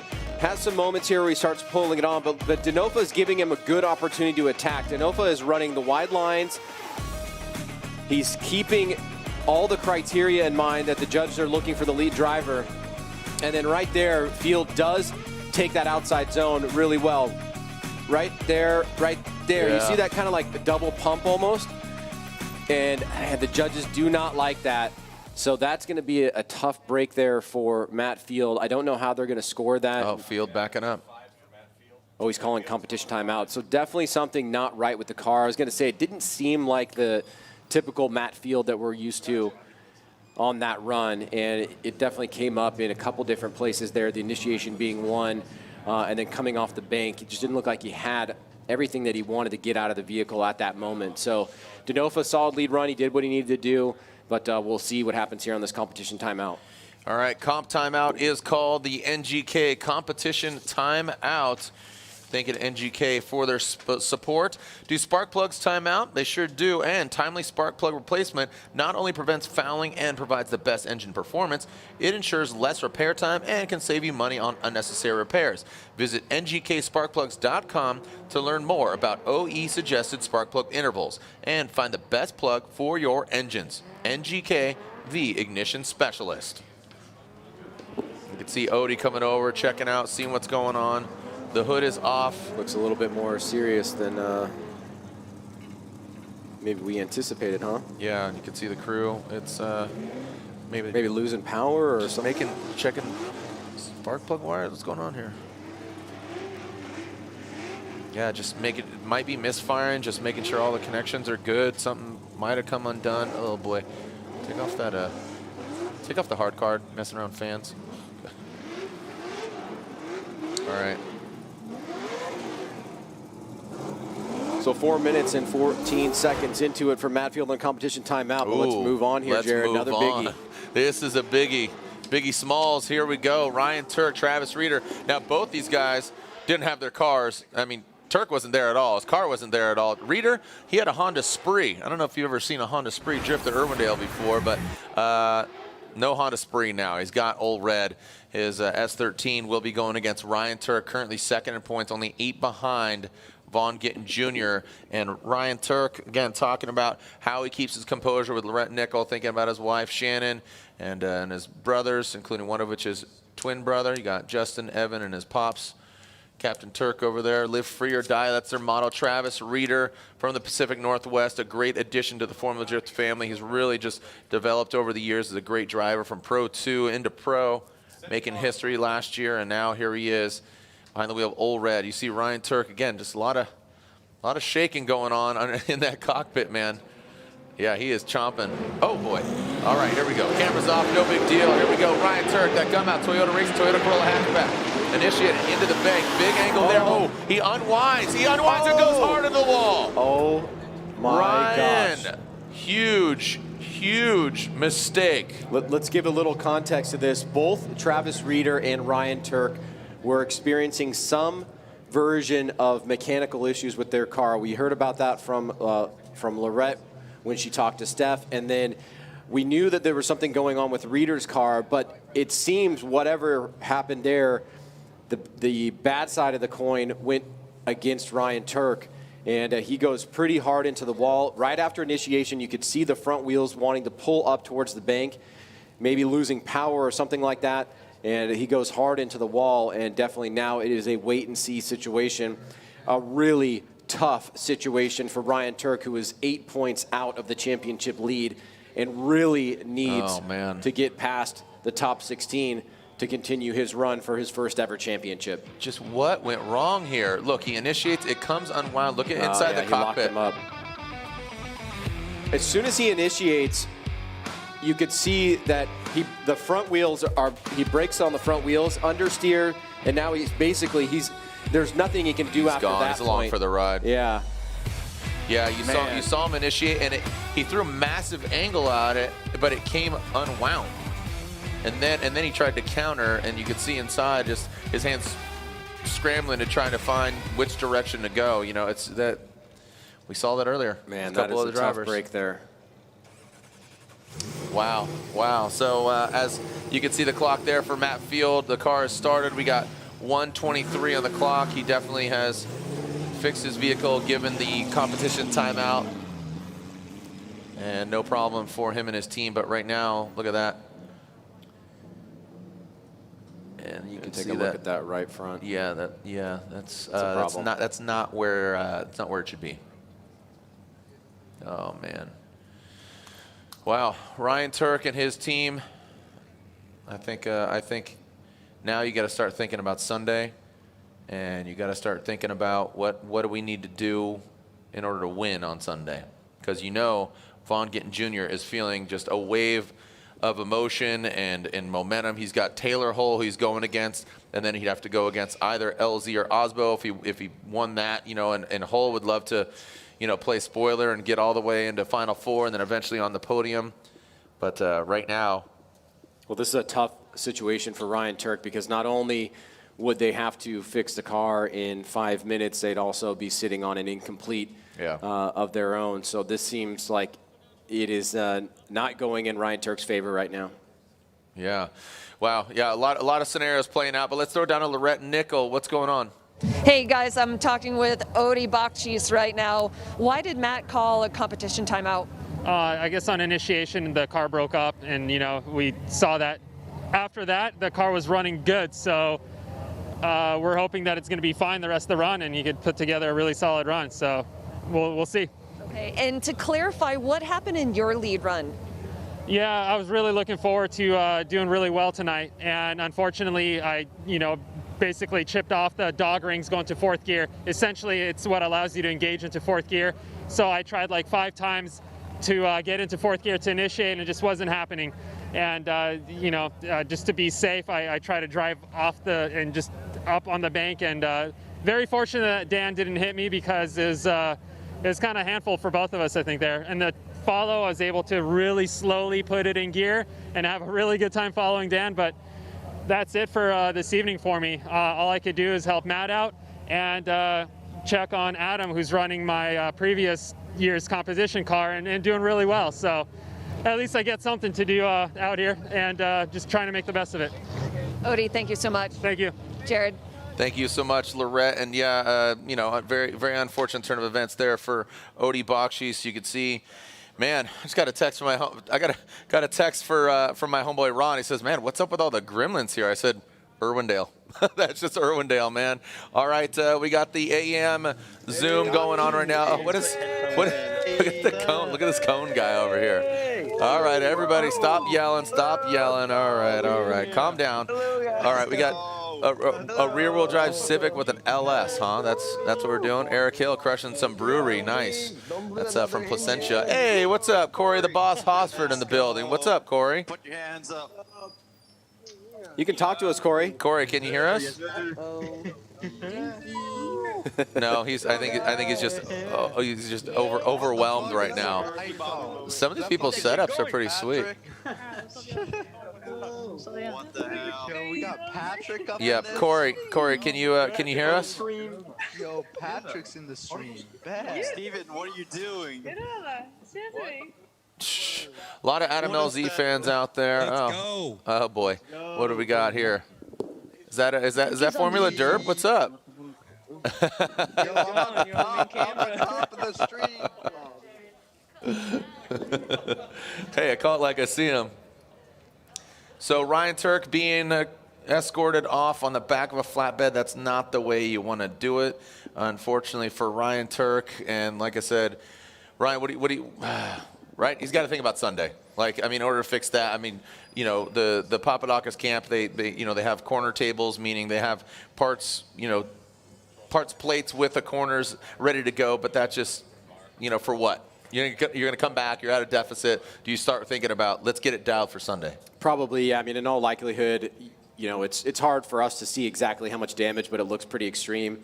I think what you're talking about there is probably the most prudent thing to do, and not potentially damage the car anymore. Then again, how many times have we seen an incomplete and another incomplete by the driver, on the second run? So obviously, these are the tough decisions that the team has to make.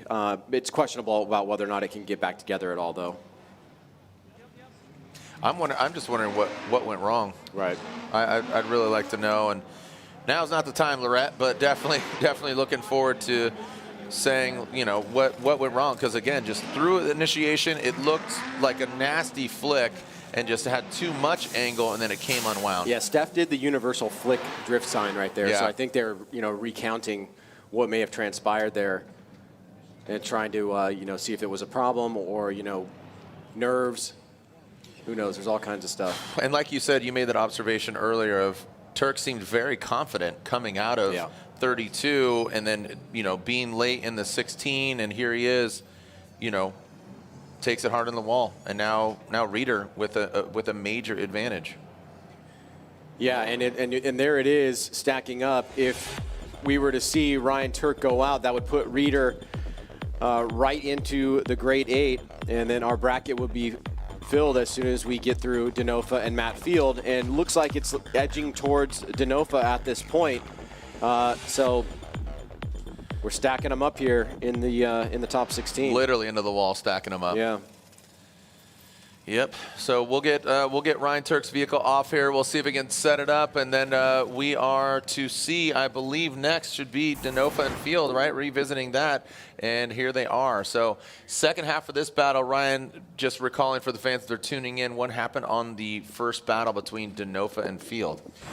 Yeah, we obviously heard from Odi Bakshi, said that they had a situation where the vehicle was losing a little bit of power. We saw that double pump on initiation. I know the judges are going to look poorly on that.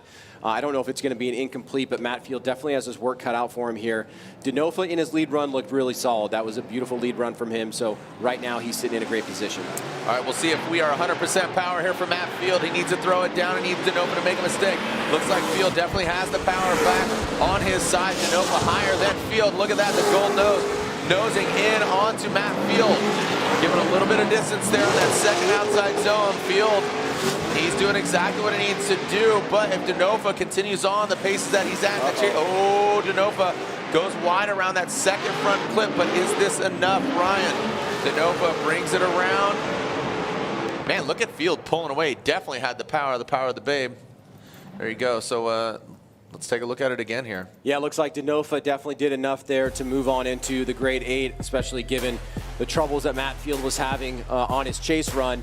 You can see here Field mid-high line on the bank. Denofa doing a pretty good job staying on a relative line with Matt Field. He got pretty close here coming off the bank. Right there, almost got sucked in. He backs off for a second. Field, nice job holding the momentum through the inside clip. Denofa starting to surge forward as we get onto the inner bank here. And Field is going to eye up this second inside clip, does a great job there. Denofa looked like he was going to push a little bit wide, but he held it together pretty well. He gave a little bit of room to Matt Field through this last little section here, but remember those early mistakes by Matt Field that the judges are going to be weighing against the overall run. Oh, man. So, again, just as everybody's agreeing, just a lot of gremlins here with Irwindale. Look at Denofa on that chase. Field pops off. So, again, that decel zone. Looks like it threw Denofa off. So, the lie detector, a.k.a. the drone, the eye in the sky. Is that the truth be told detector? The truth be told detector. Yeah. All right. Oh, they're going for it. Yeah, here we go. So, the NGK competition timeout being called out. We got camera lights on. 4.5 minutes left. So slide them left for Denofa, right for Matt Field. And man, the RTR Mustangs just become another roadblock for Matt Field. That is 3 events in a row where his event is done courtesy of RTR, but now it's ready to rowdy as opposed to ready to rock. So Denofa advances on. The question is, who is he going against? Will it be Reeder who they actually hang out in the Pacific Northwest. Whoa, Ryan is pumped. Look at that dude, fully torqued. All right. Well, thank you for joining us here at the AEM Virtual Fan Zone. And it looks like, oh, the Pat the Possum there is joining us as well. Shout out to Passionate Pat. Thanks for joining us out here. Round 7. This is the Type S title fight. Round 7 of the Formula Drift Pro Championship. When we return, we'll find out who moves on into the Grade 8. Is it going to be Turk or Reeder?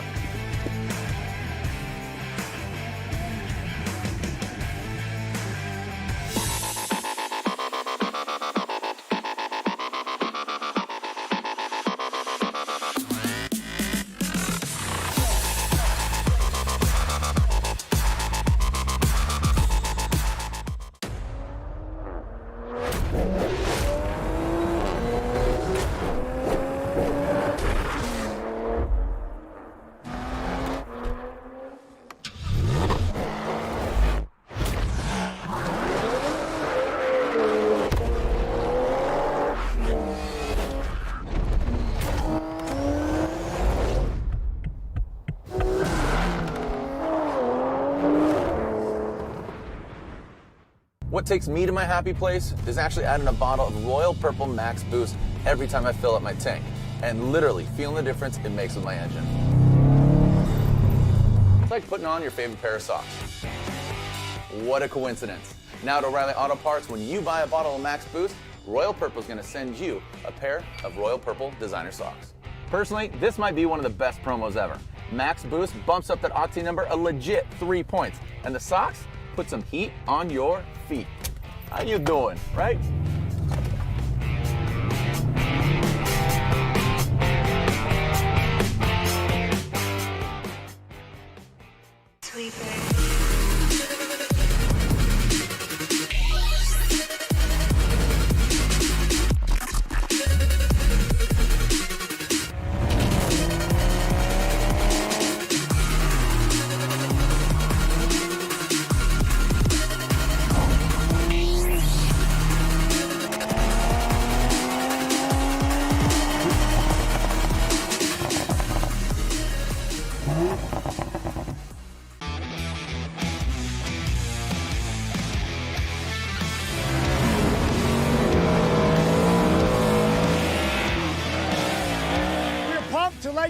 About the Ford Performance Drift and Dirt Sweepstakes, where you can win your choice of a brand new 2021 Ford Super Duty Tremor, which is ready for work or outdoor adventure at any time. Or a 480 horsepower track-ready 2021 Ford Mustang Mach 1. All you have to do is head to driftanddirt.com for your chance to win.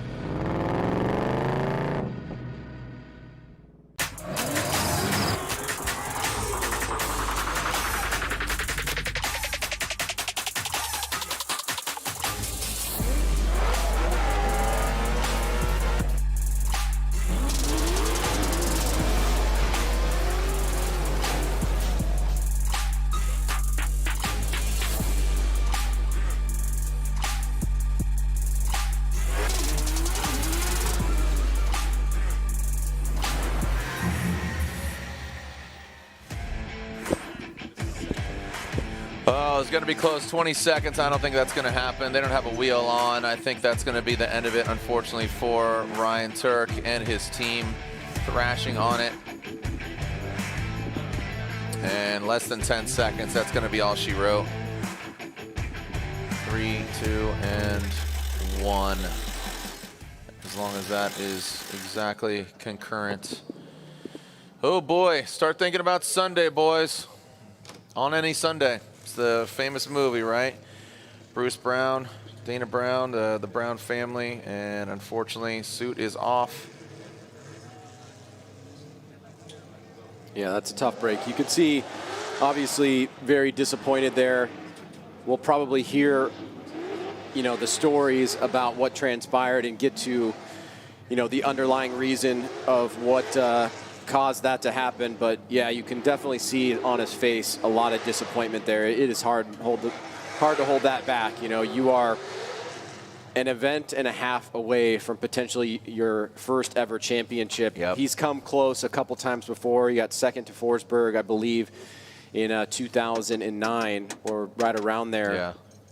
And that's going to change. That is definitely going to change. It's no longer going to be an 8-point gap. He's going to be stuck at 430-something. Well, and think Forsberg was third. He's out early. So, and then Osbo and Denofa, they're still in it. Right. So that's going to change. So Reeder with his bye run, that will forge our Great 8, our Link ECU, the official engine management unit of Formula Drift. Reeder enters into the Great 8. We'll lay out and listen to Travis Reeder, and coincidentally, Reeder, you know, he went against Naren. He got a bye run there. So here we are, Travis Reeder. Always love to joke around. Travis Reeder, the Walmart greeter.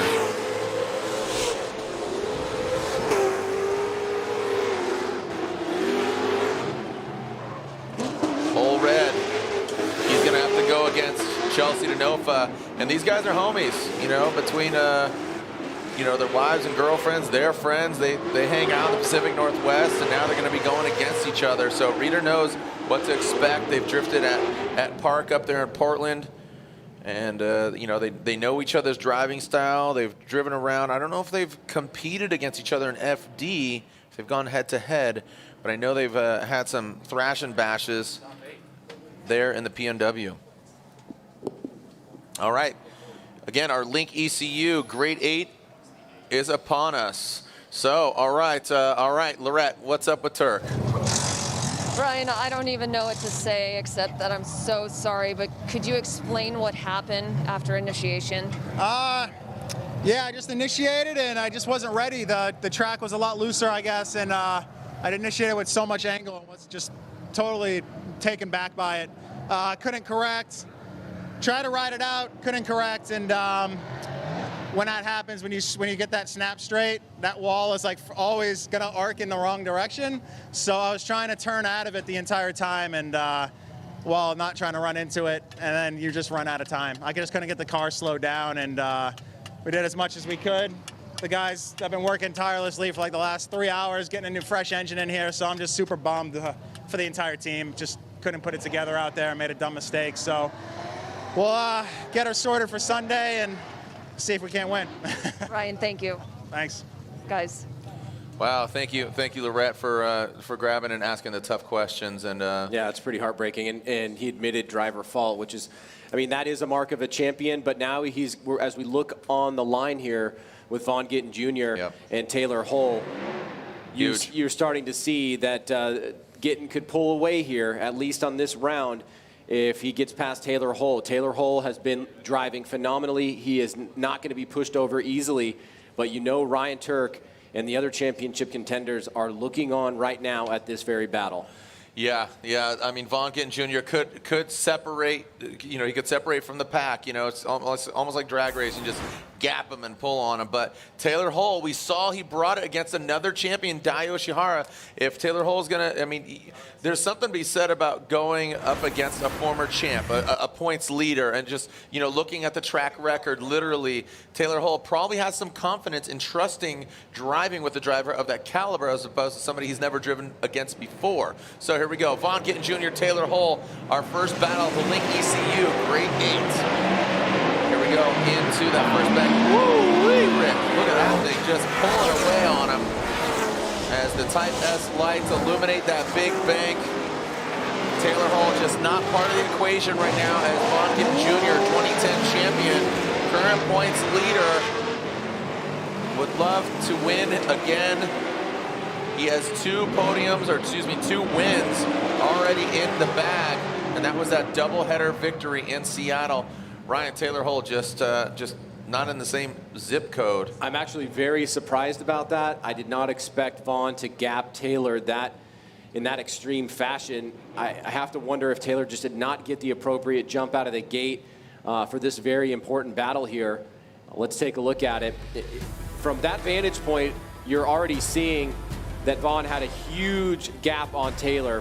What we want to see, I guess, is probably, you know, from the light going off. But, you know, Vaughn is very focused this round. He says he's a late bloomer at this track, but right now he is looking incredible here in the Grade 8. Yeah, I would. Yeah, like you said, just it's like he said earlier to Lorette. It's not about feet; it's about inches. You know, and just getting that ground up there on the bank.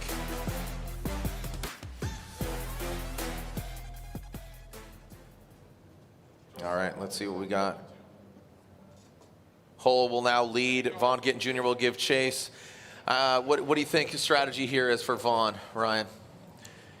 It's going to be a smart strategy between him and his spotter. They know that they were able to put a gap on Taylor Hull and still hit all the major criteria as a lead driver. So I think he's going to reel him in, as it looks like he's doing right now. Well, like I said, oh, look at Taylor Hull now out front, really shining. But is it too little too late? Vaughn made a big mistake. Yeah, that got Harry. And Vaughn, he beats himself, and he has quite a bit. You know, just in something that could be pretty, remedial. But right now, good dial. Oh, look at Taylor. Great angle. Taylor Hull putting it down. But Ryan, unfortunately, I think that is, just as I said, too little, too late, or just a lot, but not enough. How about that? Well, that is more or less the kind of battle that we wanted to see on both runs. And the strategy that I thought maybe Vaughn would employ is giving a little bit of room to Taylor and then trying to use the grip of the car to reel him in. Hull does a great job in the lead position. You can still see the smoke standing in the stadium from the first run. And Taylor goes very deep and long into that first outside zone. Vaughn right there really on the transition almost lost some critical ground there and made a big mistake. He was able to recover. But remember, Taylor was not really much of a factor in the chase run at all. And Vaughn is a factor. He had a couple little mistakes, but he also had a great lead run to back up. Taylor has a great lead run, but he doesn't have that comparative chase run that could give him an opportunity to move on to the Final Four. Oh, man. Well, you know what? Chelsea, Osbo, they're all looking on, as, of course, now is Ryan Turk and Chris Forsberg. So as we take a look at that replay once again, our judges believe submitting their scores and the results. All right, what do you guys think there? Chiming in, listening in at our AEM virtual fan zone. If you're going for Vaughn Gittin Jr., hold up number 1. If you're going for Vaughn, hold up number 1. If you're going for Taylor Hull, put up number 2. Or just yell. Good job. All right, that's what I figured. Just yell. You have no power here. I have no power. You have no power, McFly. And Vaughn Gittin Jr. gets the win. He's moving on to the Final Four. Another step closer to a 2020 championship. All right, so next up, LZ and Osbo. And Osbo, it is a must win for him. And all right, so again, there's a lot of fans here in the building rooting for the driver that is at the start line. He's going against one of the best in the biz, Frederick Osbo, here in the Link Engine Management Great 8. This is a repeat of St. Louis. Oh, that's right. That's right. But again, LZ, I mean, everybody's talented, but yeah, LZ had Forsberg, Gittin. Where are the LZ fans at? I know there's a lot of you in here. Put your hands up, put your hands up, put your hands up. Raise it up, raise the roof. There we go. That's what's up, Drift Raff. LZ's got a lot of fans. Yeah, boy. That's what's up. Hey. Brian and his wife watching. What's up? All right, so yep. All right, Brian Garcia, thank you so much. A lot of you tuning in from all across the globe. So Adam LZ fans, I know you're out there, but he's got to go against one of the best, the Norwegian Hammer, Frederick Osbo. And LZ will lead on this first run.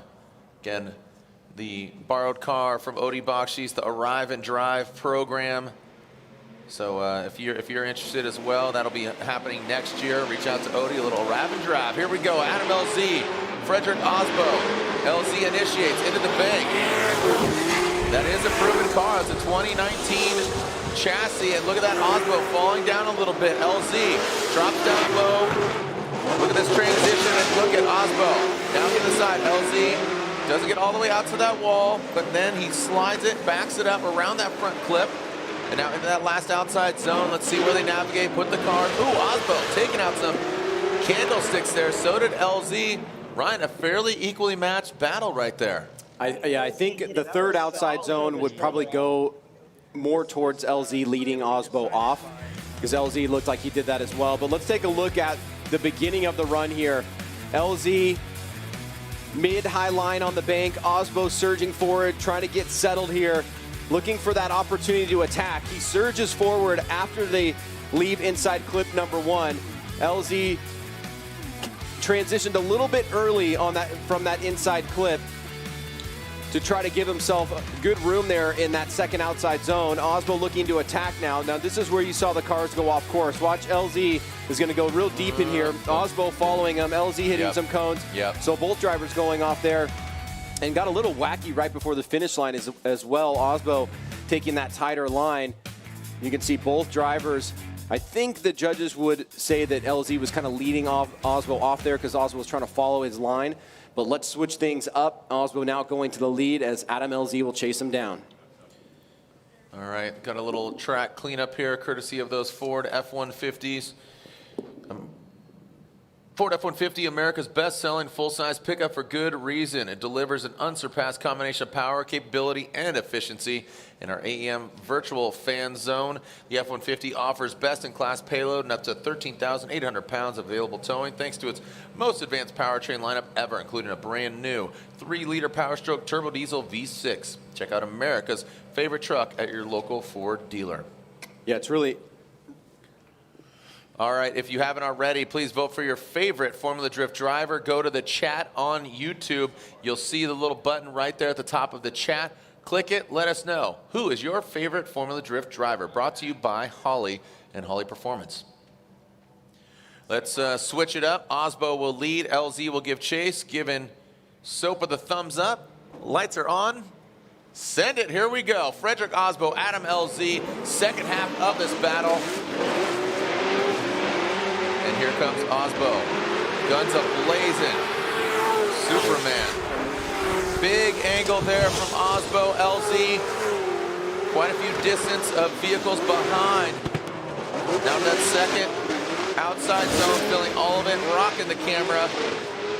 LZ just all bathing in smoke. Bath and Osbo works, giving him all the fixes there into that last outside zone. All right, so Ryan, just a little more flex there out front from Osbo. Yeah, and you know, you have to you have to give you have to give Adam LZ some real credit there. I think maybe people don't recognize, but that's Odie's competition car from last year, as you've said, that's just been rebranded. That is not a weak car, and to jump into a car like that and do well against Frederick Osbo is saying something about his driving skill. This time around, Osbo kind of gaps LZ on the bank. Notice that he's pretty nice and high on the bank. He incrementally moved up there. Adam wasn't able to stay with him, and there's a real good shot at the difference. You can see LZ was trying to play catch up. He wasn't as high as Osbo in the chase position. Now onto the inner bank here. Osbo enters it perfectly. He's really deep, getting right up against the wall. Adam doing much better in this section of the course, starting to close the gap a little bit, but looks like a lot of the damage was done. And then Osbo, final transition to outside zone number 3, right at the edge of the course there. LZ driving through the smoke line, trying to make up some ground. But what do the fans think? I have something in my mind, Jared, but let's see what they think. Yeah, I know the LZ loyalists are, just that, very loyal, regardless of driving. We're seeing signs for Osbo. I'm seeing backdrops with Osbo and the Supra. Let's take a look at the side-by-side. And here we go. This is side-by-side from the drone. So you can see that Osbo gapping LZ. And then you see LZ high, Osbo right there. Some wavering there in the chase position, but good proximity. Now transitioning past that front clip into the second outside zone. LZ, you can see, tapping the brakes. Osbo keeping composure. Now around that second front clip, Osbo brings in a lot cleaner there as LZ, like you said, led Osbo off track. and goes into those cones. So I think a great effort by Adam LZ. I'm sure he'd love to have, you know, his original vehicle, but he says, man, I'm feeling really confident here. Just got off Drift Week, which is a drift travel adventure cross country, and it looks like Osbo gets the win. Bottom line, it's another great 8-4 rookie season. That's incredible. Yeah, I mean, all signs are saying Adam LZ unofficially will be the 2020 Rookie of the Year in the Formula Drift Pro Championship, which is just a great accolade. Definitely a feather in his cap. A feather in his lifeguard hat, if I may. All right, so we're officially halfway through our Link ECU Grade 8. Halfway through as Von Gittin Jr. and Frederick Osbo, and we saw clips earlier of them going against each other earlier this season. And again, just Gittin's on a tear, man. Yeah, he certainly is. He got the momentum in his corner. He looks very strong, fast, settled. You know, a lot of, you know, the things that he's mentioned, you know, to Lorette and to us about preparation for the season and kind of things kind of coming together and coalescing in the right way. Finding himself, you know, in the Final Four and against Osbo, the guy that he battled here a couple of years ago for that championship that was on the line against James Dean, and that was able to beat Osbo. So now let's fill the second half of the bracket here between Kazuya Taguchi and Michael Essa for that third of fourth spots. Yep. All right, so here we go. We got Kazuya Taguchi, Michael Essa. Taguchi will lead. Michael Essa will give chase. Can Kazuya Taguchi, I believe, has he been in Final Four? I'm not for certain. We'll have to look that up, statisticians. Here we go. Kazuya Taguchi up garage, S15, initiates high in the bank. Essa, good angle. You see making those corrections to get to the side. Oh! And Taguchi looked like he held on to that angle and even threw more at it. Might have a suspension bit broken or something. That was really weird. Never seen that before. Yeah, it looks like he got caught up there, hung up, a lot of angle coming off of the bank, and had to pull out of it there. Essa was in a really compromised position in the chase. That could have been a lot worse than it was. It looks like there may have been a little bit of contact there. It looks like at first glance that it was a mistake by Taguchi. Let's see what happens here. Nice job of timing there by Michael Essa, trying to meet him, get up in the pocket. He falls back for a quick second, and then big angle there from Taguchi, and that shot sees it perfectly. Just a mistake by Taguchi there. And Essa luckily is able to just get away with a little tap. That could have been real scary. The judges are saying that I jinxed him. Because I was like, oh, he's doing good, might get Final Four, and then womp womp. Everything is the commenter's curse, I guess. We have the power, dude. Yeah, that's how much power we got. I don't think I have any power. You have power. If you say it, then it will or won't happen. Ah, Jared won $1 million. Oh, no, didn't win $1 million. All right, so, yeah, let's. And, yeah, so Kazuya Taguchi, he's going to need to get trailered off here, I believe, or no? Yeah, they're bringing the whole flatbed out. So on the one side, Von Gittin Jr., Frederick Osbo. We'll take a short break. When we come back, we'll continue here with a Type S title fight. Oh, man, don't feed them after midnight. Don't get them wet, because there's a lot of gremlins in the building, kids. We'll be back here, continue with the Link ECU Grade 8.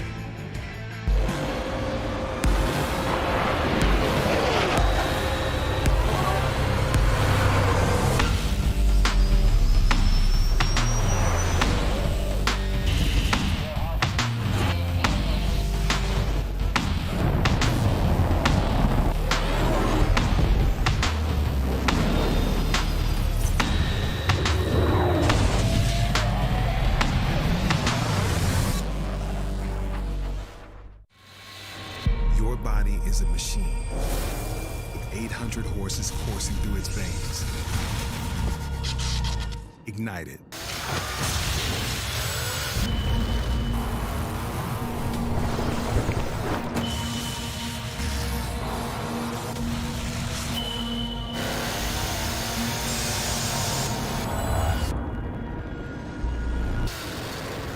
NOS Energy, human horsepower.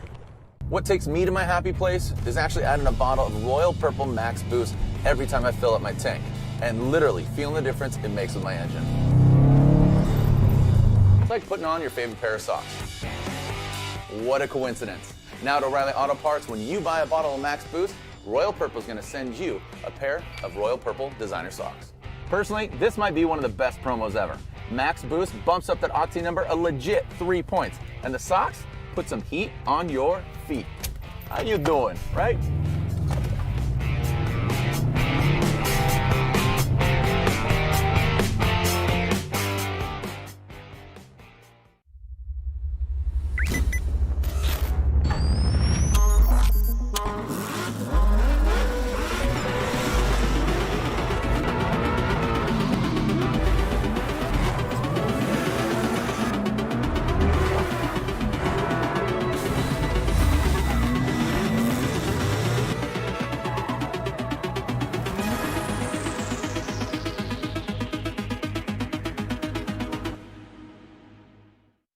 The Falcon Azenis RT660 is the enthusiast choice for ultra-high performance. Engineered for predictable handling and stability, the RT660 provides maximum traction both on and off the track.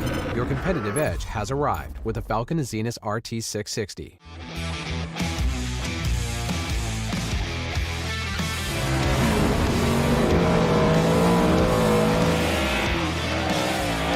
We're pumped to let you know about the Ford Performance Drift and Dirt Sweepstakes, where you can win your choice of a brand new 2021 Ford Super Duty Tremor, which is ready for work or outdoor adventure at any time. Or a 480 horsepower, track-ready 2021 Ford Mustang Mach 1. All you have to do is head to driftanddirt.com for your chance to win.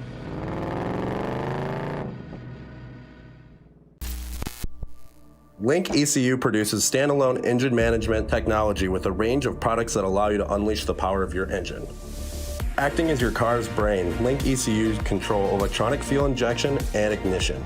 A magnitude of sensor inputs and outputs ensure your engine exceeds your expectations. Built-in safety features guarantee engine protection, and data logs keep you informed on its performance.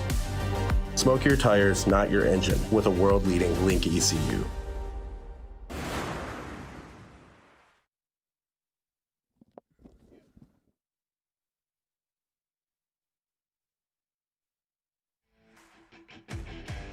Official lighting sponsor of Formula Drift. Lights, camera, power, fun.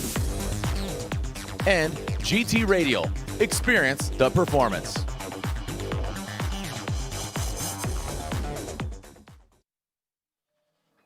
All right, well, welcome back. As you can see, Kazuya Taguchi is taking his way back to the hot pit area. We heard it might be the trans, so we'll see if he's able to fix his vehicle, get it back up and running. So Essa Taguchi, Essa waiting. We'll move on to Denofa and Reeder. And I can see Denofa warming up his Netto tires. Reeder waits, about to heat up his GT radials. So we'll go back. Yeah, Chelsea Denofa currently sitting 4th in points. Man, that would be quite a feat there because Turk and Forsberg are out. Denofa, if he progresses on, he, I believe if he moves on, he would probably pass Forsberg. Don't know about passing Ryan Turk. That's a whole 50 points. He would need to definitely podium as a, yep, definitely throwing some hand gestures out there. He's trying to steal second, maybe get the win. All right. Reeder, Denofa, you can see the stats again. These guys, friends off the track, but now they are going to be throwing it down. Who's moving on? Who's going against either Taguchi or Essa? All right, so a couple Nitto vehicles already in the Final Four. The Type S Final Four, and you got Nitto GT Radial, and then on the other side, you got another GT Radial and one lone Achilles tire driver, Michael Essa. And here we go. Denofa will lead. Reeder giving chase. What was to be our last battle of the Link ECU Grade 8 will not be. Here we go. Denofa initiating into that big bank. All red. Reeder down on the bank. Denofa, massive angle. Reeder struggling a bit to get higher. And now past that front clip into that second outside zone. Here goes Denofa.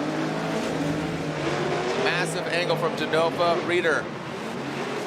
You can see he gets to the side of him, but now how's he going to handle this? Into that final outside zone. Both of them filling all of it. Well done by Denofa. Reeder, just a little bit of struggling there, especially just right from get-go on the bank. Yeah, the judge is definitely going to look very favorably on Chelsea Denofa in this lead run, because look at the commitment from the get-go.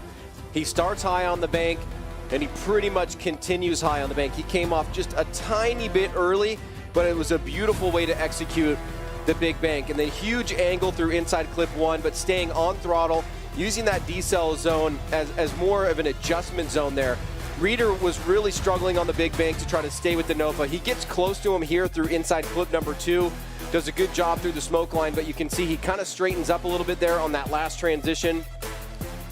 And so he'll have some work to do in his lead run, because Denofa certainly put down something that the judges really want to see. He was consistent and looked very solid all the way through. We know that Denofa can put down some of the best chase runs in the game. So right now, Travis Reeder is going to have to work hard to make his way into the Final Four if he wants to beat Chelsea Denofa. Yeah, he's really going to need to throw it down and do something really sensational. That X factor, bring it. But he knows that Chelsea. All right, looks like Michael Essa strapping in. He is ready to throw down. But right now, eyes are on Travis Reeder and Denofa. The Type S title fight. Reeder initiates into the bank. Denofa, you can see pedaling back a little bit, but now jumps up. Mimicking the exact angle is Denofa. Past the front clip. Really well done. I believe Denofa maybe playing it cool, but now, no, he does not. Zero chill. Right there on the side of the S13, that is old red. Chelsea Denofa, ready to rowdy. Saying, hey, how you doing? Staying out of the cold, staying out of the smoke? Yeah, that was a bit of a Hulk smash there. That was a solid performance, top to bottom from Chelsea Denofa. Solid lead run, came back in the chase and just absolutely murdered it on a number of different areas of the course with a lot of pressure, mimicking the line and angle. Let's take a look at it. He starts by putting the pressure on Reeder from the get-go. You can see surging attack, backing off, now starting to reel him in again. Reeder allowing that. He's putting down a pretty good lead run. Now Denofa backs off through inside clip number 1. And then this transition right here, he's going to surge again for a second attack on the inside bank. Floats it out there, finds Reeder's back bumper, sticks on it. Good lead run by Reeder here, allowing this to happen. But Denofa looking super solid here on his chase run. And looks like he's going to be moving on into the Final Four with that performance.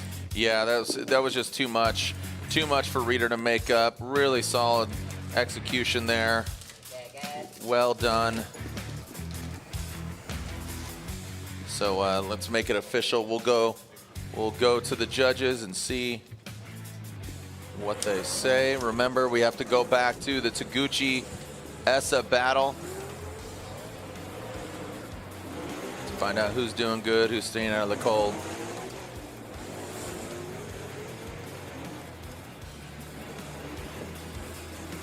All right, looks like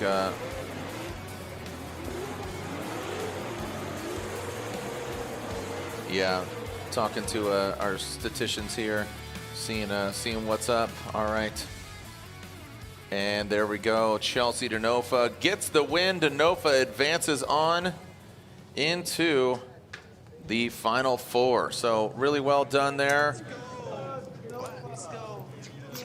A lot of Denofa fans in the building. So we have 2 RTR vehicles already in the Final Four. Seeing a lot of 88s being thrown up.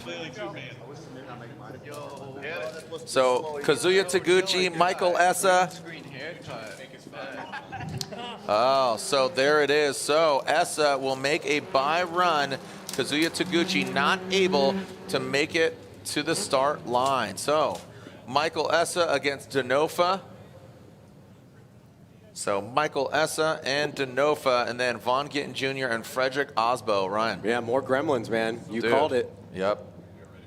Gizmo. Yep, here we go. So A layout, listen up. FCP Euro, Liqui Achilles Tire, BMW, Michael Essa advances on into the Type S top 4.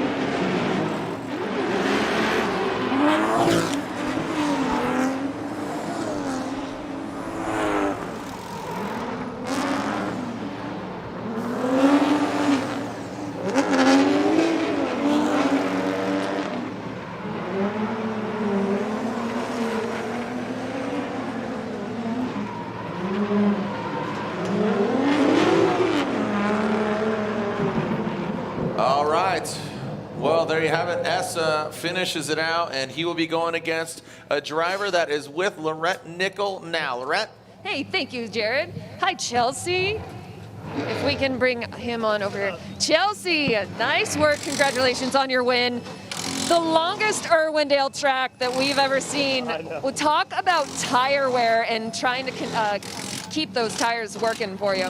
Yeah, I'll tell you what, like, I definitely try to drive 100% all the time, and my right foot is having a really hard time at driving 70%, just to keep enough tire to be able to go 100% of the lap on both tries. So luckily we've got a sick car, sick Nitto tires, and we still have some grip, so we're definitely using what we got, and I'm hoping to just keep doing that all the way through.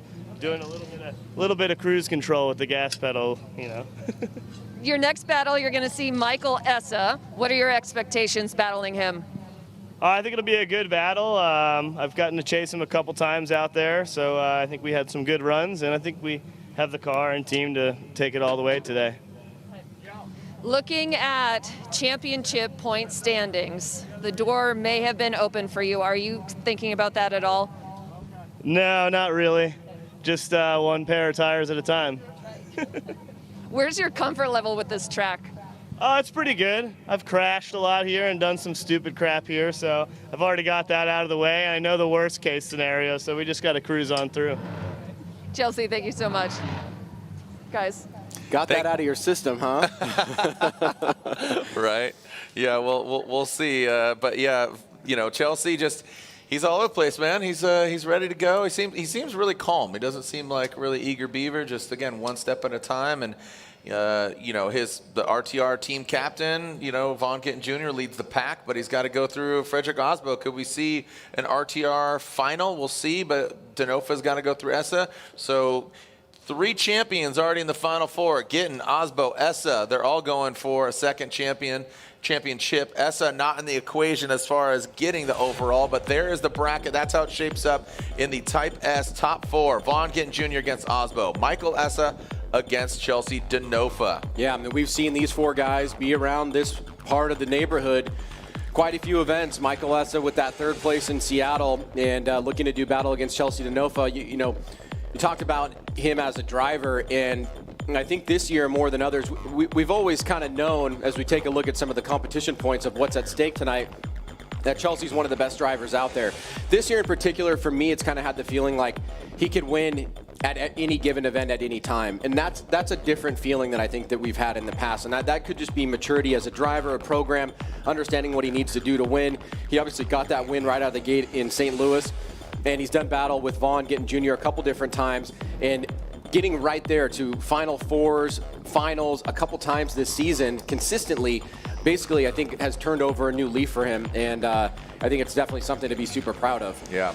So we're getting word that Turk will stay in second, but Chelsea and Osbo gain some ground. Of course, Essa jumps up, not part of the equation of Final 3 overall in the season, but still would love to play spoiler. And if you look at it, 3 of the 4 drivers have already won a competition this year. So Von will gain more ground depending on where he lands above Ryan Turk, but Turk will stay in second. So that's gonna be interesting to see if Osbo could help out Turk, because they're both Toyota, they're both Papadakis, and knowing Papadakis, I think it was against, I'm trying to remember who it was, Osbo and the team said, let's turn it up. We don't want to get walked on, man. So they put a little extra sauce on there, a little Salt Bay jams. Yeah, I just got a text from one of our other statisticians, and if Von Gittin Jr. wins, he'll be 60 points ahead of Turk, where he currently is right now. So if he doesn't win and he makes it to, say, second place, then he'd be 40 points ahead. Yep.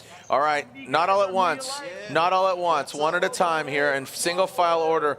Who do you have to get the win here tonight? Is it Vaughn Gittin Jr., Frederick Osbo, Michael Essa, or Chelsea DeNofa? Oh, nice. We're doing the wave. Solid one. Can that even be coordinated? We don't know where everybody lands, so no, not really. This is a workout. This is a real workout. Oh, Yeah, you guys are getting a virtual workout. I feel like we're doing like a Zoom Orange Theory or something like that. Yeah, we're seeing a lot of 2J fans out there. Somebody said, is that kid doing the Macarena? Whoa, what is that? Whoa, that got weird real quick. All right, so our first battle of the top four, the Type S top four, and this is the Type S title fight, literally. Vaughn Gittin Jr., Frederick Osbo.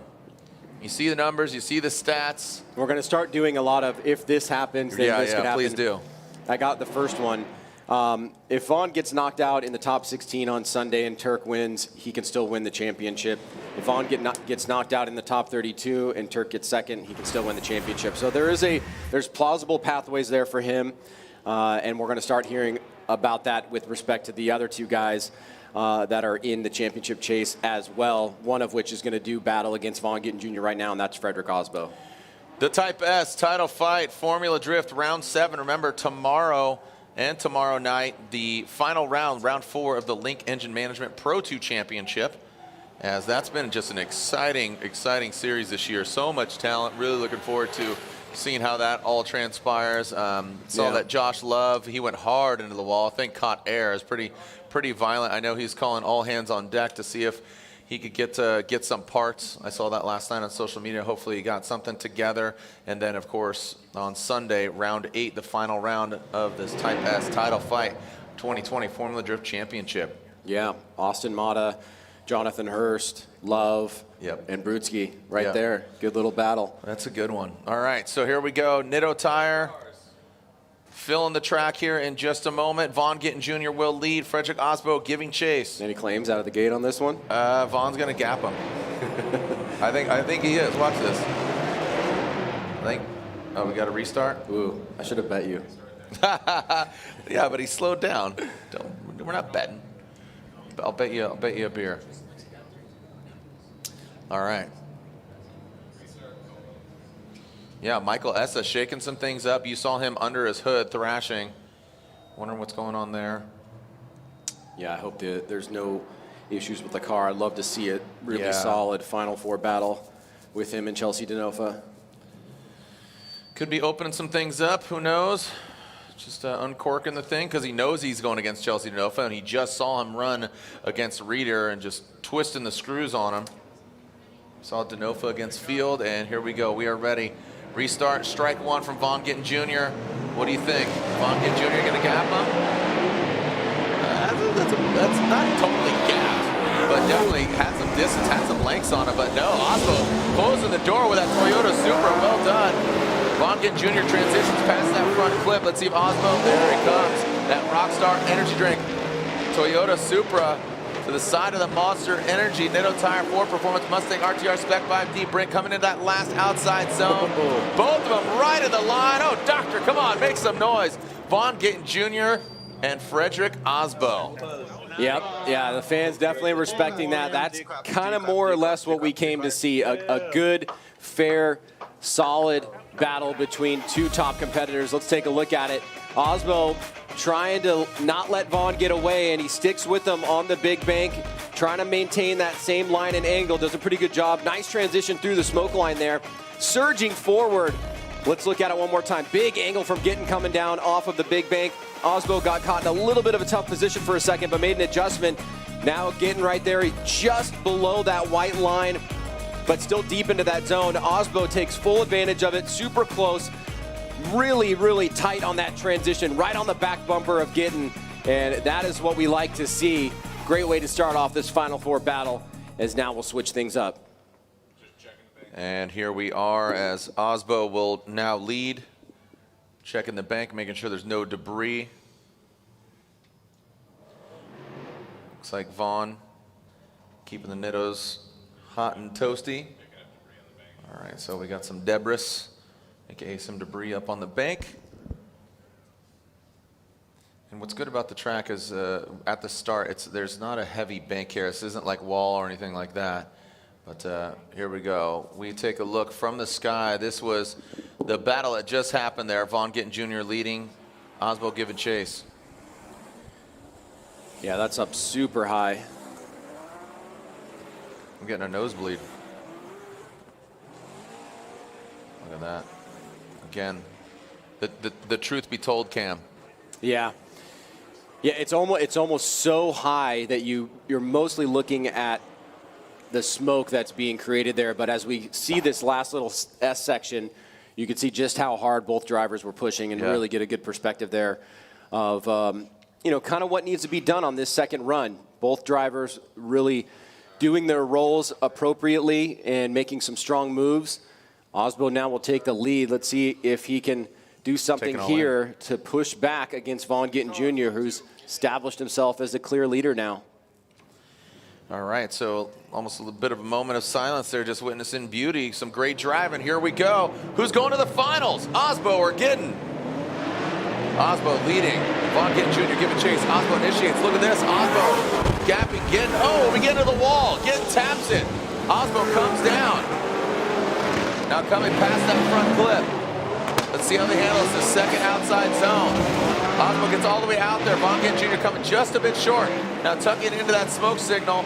Let's see how they handle this transition. Osbo, smooth and fluid. Vaughn Gittin Jr. He drops in. So some violent moves there from Vaughn Gittin Jr., but let's take a look. Yeah, Osbo definitely gapped him on the bank, but he gave the judges a little bit of an opening because he did come off the bank a little bit early. He got a quick snap into the big bank, and he starts pulling away from Gittin. Now he's on a mid-high line. See how he starts coming down? Doesn't stay all the way in the zone. Vaughn tries to make an adjustment so he can be in play here. And that's where you can see like how far down off of the bank that he came, or leaving that zone a little bit early. And that will definitely go against him, even though he did have that gap against Gittin from the onset. Now Gittin is starting to come into play here through inside clip number 2. Good transition there, trying to find a tighter line to gain that proximity, but Osbo's just so quick. Gets on the throttle, uses that grip, and starts pulling ahead just a little bit.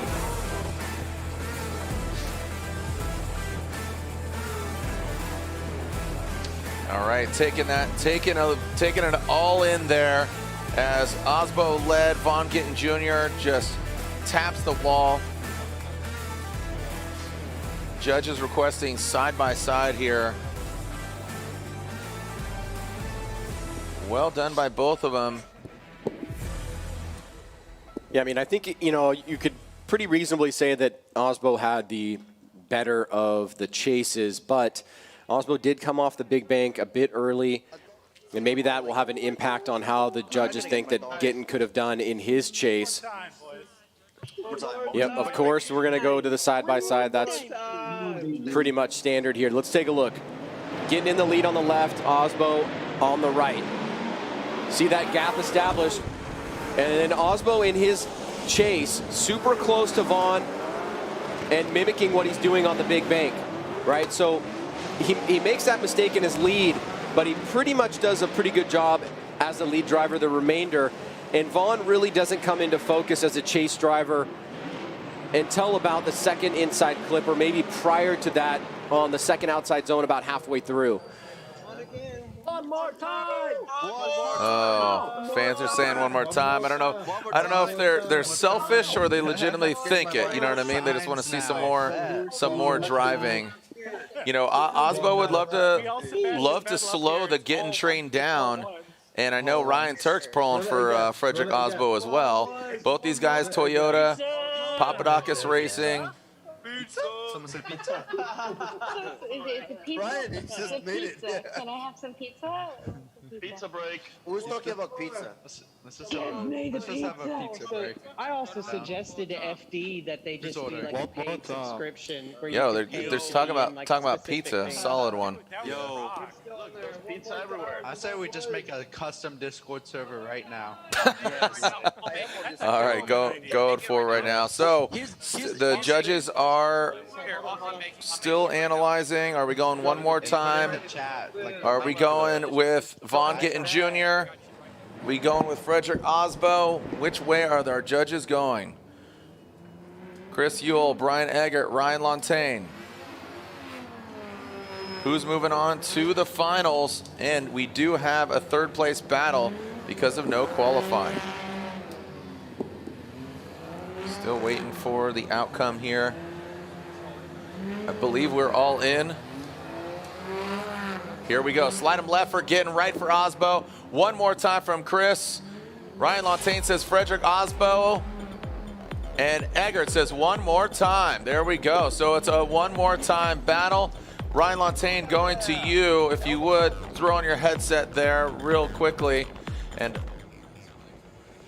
Ryan, asking you some questions here. One more time, bud.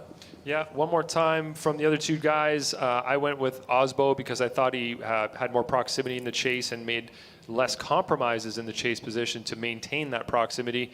In the lead position, he came off of outside zone 1 a little bit early, but I think he did a better job through the early parts of the zone. He had a better job getting into outside zone 2 earlier and deeper.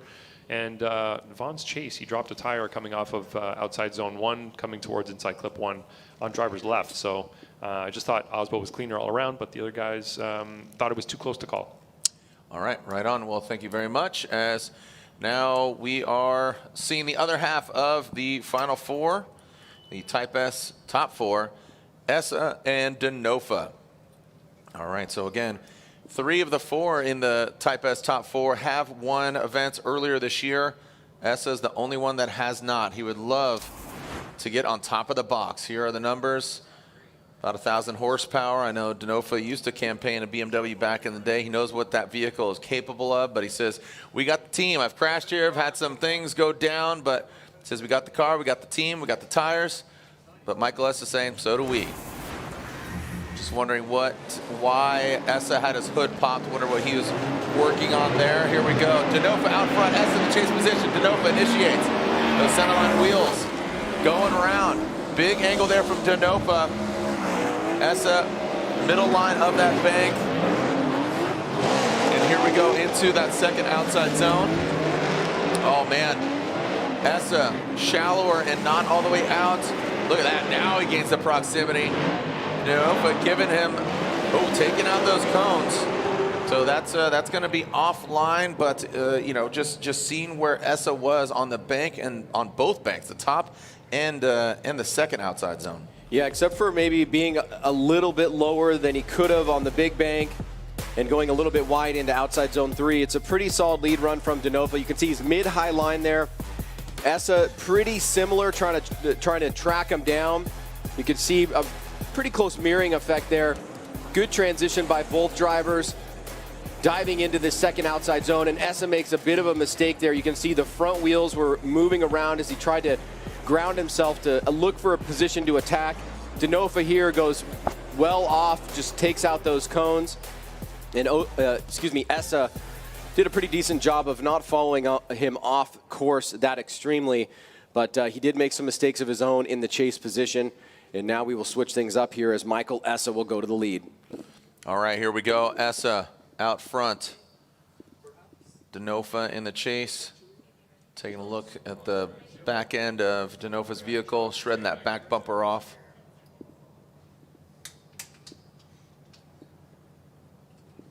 Looks like getting thumbs up. See Essa getting pretty steamy there under the hood.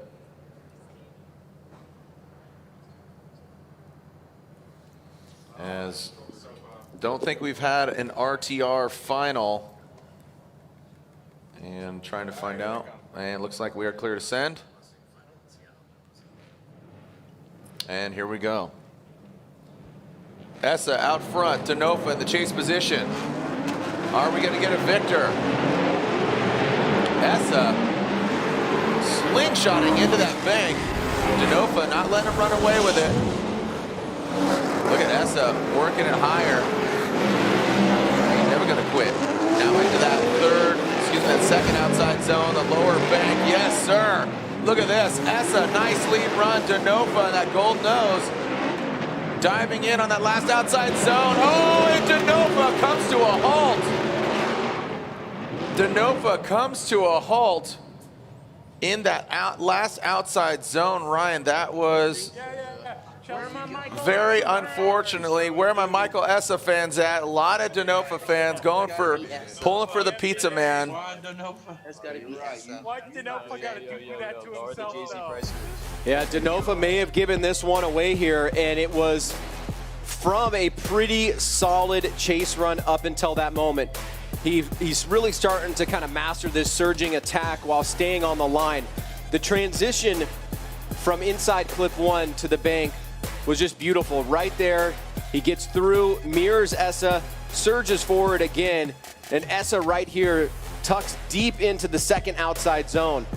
And as Denofa is aggressively chasing him, it looks like he's got this one on lock. Right here, he gets super close, angles up, almost hits Essa. Now let's take a look at Essa through that section again. Watch his wheels. There's a decel zone right there. And then Essa is starting to get back on throttle. And of course, it happens in a decel zone or right near a decel zone. If this becomes a topic of conversation, here it is. So that right there was a decel zone right prior to outside zone number 3. So what I am interpreting that as is that Michael Essa is decelling, about to get back on throttle into outside zone 3, and Denofa is just coming up a bit too hot. Again, just you can't measure the percentage of slowing down, and how do you anticipate that? You know, I mean, outside of knowing and the spot in your head, like, okay, you know, this is decel zone, wait, you know, and I didn't see anything that was that abrupt and just violent stop. Well, Denofa was killing it up until that point, like it was going in his direction. Well, fans, what do you think? Essa or Denofa? Slide him left for Essa, right for Denofa, and Michael Essa gets the win. He is going to the finals, so he's guaranteed a podium. So a lot of Denofa fans, they are absolutely stunned. But, you know, Denofa comes to a halt. Oh, man. Oh, come on, man. There you go. Do the wave. Rock the wave there. Come on. Wow. So, again, we have the one more time on one side. And then we got Denofa sitting, waiting in the wings for the third place battle. Essa goes to the finals.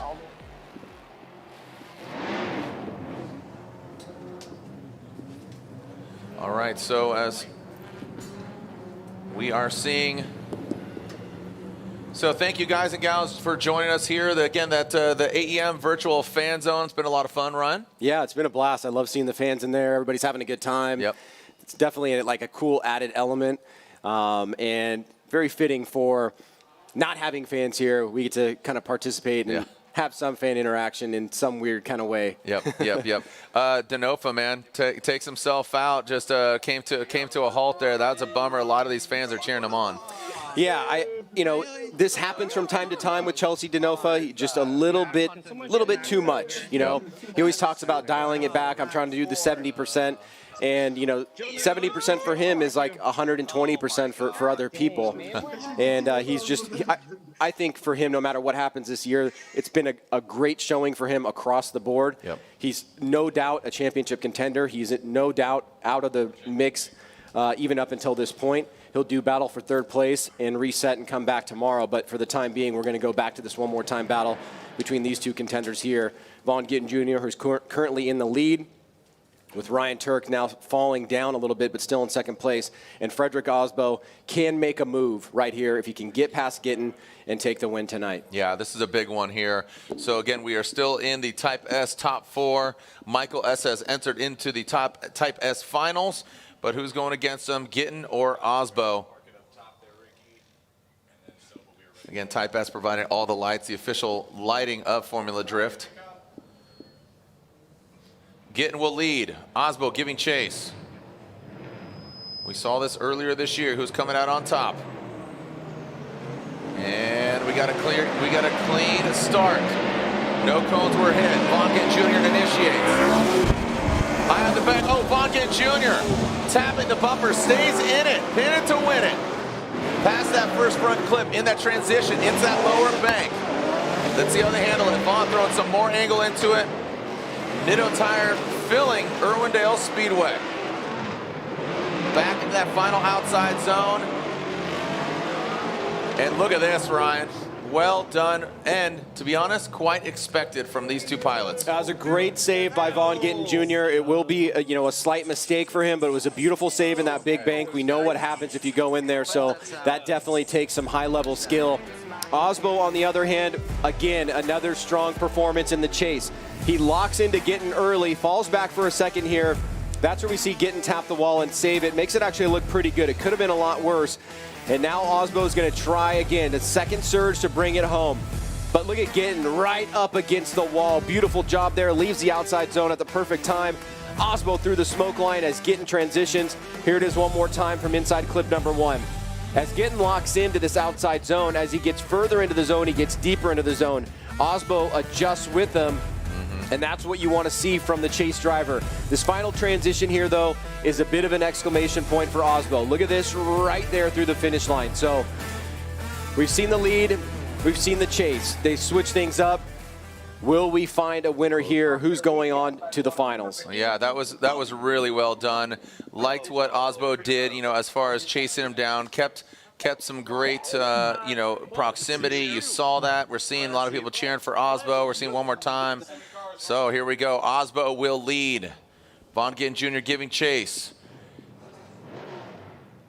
Who's going against Essa? Send it. Here we go.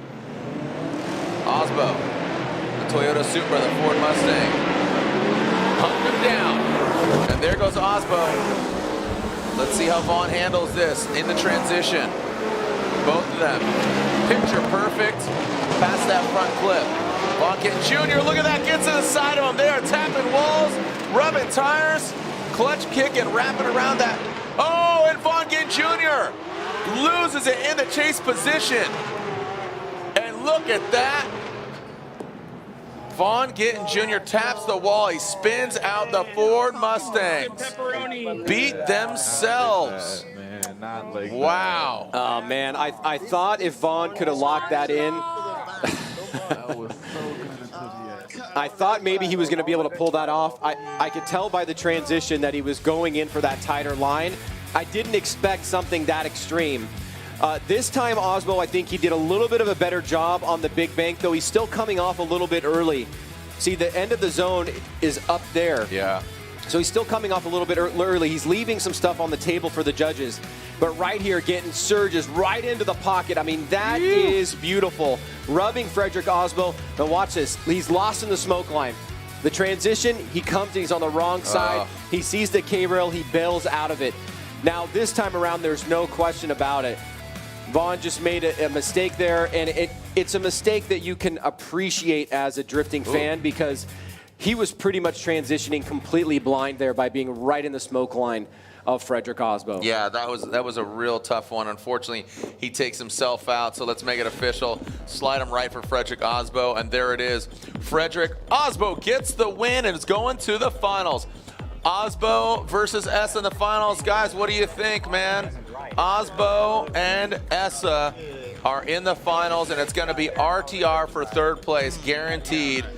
Now the question is, can Achilles Tire get the victory? We're seeing OMG. We're seeing a lot of drivers, or excuse me, a lot of fans surprised, and there we are. So Osbo is going against Essa, Gittin and Denofa for third place. So we'll get some fresh Nitto tires underneath. Let's throw it down to Lorette Nickel. Lorette, who you got? Michael Essa, we saw you wrenching under the hood, and you told me you are dealing with a bunch of gremlins. What are you experiencing? So, first lap of practice, I did a lead run, and JTP was behind me, and he said going into outside 3 that there was just a bunch of water dumping from under my car. So we went and looked at it. The radiator cap had popped off, and I think it was due to pressure. I think we're losing a head gasket. So we've got the cap on there now, zip tied shut, and we got our overflow tank that we drain every time to make sure all the water goes into the tank. We got some stop leak. We put that in the engine, and now we got a misfire. We changed some plugs and a coil, and now that seems to be okay. So I don't know. We're just out there running. So where's your confidence level going against Frederick Osbo?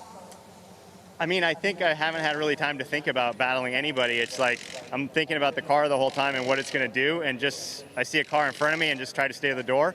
and it's working out. So. I don't even know what to ask you at this point because there's so many adjustments that you have had to make all day long. Good luck. Thank you. Yeah, thank you. Oh my God. Michael Essa, thank you so much, guys. Wow, that is a lot, and yeah, it's absolutely crazy what he's being dealt with. The zip tying, the radiator cap on, and oh my goodness, yeah. So here's the bracket. This is how it shapes up. Again, we are seeing in the finals Osbo versus Essa, and then of course Vaughn Gittin Jr. versus Denofa for third place. So Ryan, what do you think? Team orders? Well, no, definitely not. Here's the thing. Look at that, 10. I mean, how many? 64, 76. I mean, that's a considerable amount of points. Osbo will definitely, I think, from doing the math that I'm hearing over the comms and just from what we're seeing on the screen here, it's going to move into third place. Now how big the gap is between him, Turk, and Gittin is going to be what we'll be thinking about for tomorrow. But in terms of what's in front of us right now, with Gittin and Denofa and how important that is, the one thing that we haven't gotten as fans this year is a complete battle between those guys. Every time there's been a wreck or a crash out. We saw it in Seattle. We also saw it in Texas. Yep. So I'd like to get that here tonight. Well, I mean, no better track than Irwindale. They're very familiar with it. They know what to expect, but they just go for it, So. Yeah, it's gonna. Yes, I agree with you. I completely concur. All right, these two RTR weapons of mass destruction of Nitto tires are going to be doing battle for third place. Vaughn Gittin Jr., Chelsea Denofa. When we return here to the Type S title fight, Irwindale Speedway, round 7. I'm Jared Dienda, Ryan Sage, the Rhett Nickel, our pit reporter. We'll be back with a third place battle. Can I get the cast on set? Can I get the cast on set? Came with the black mask again. Throw down, go the distance like a javelin. Roll down, always take it, never ask to win. So I never drop the ball like I'm traveling. Hey, only ever fade away to make a play. Before I hit a game, I don't need a break. All these bench warmers need to stay awake. It's a home game, but they about to fell away. Ain't nobody want a body, anybody. In my 1,000 horsepower competition drift car, I use Royal Purple XPR 5W50.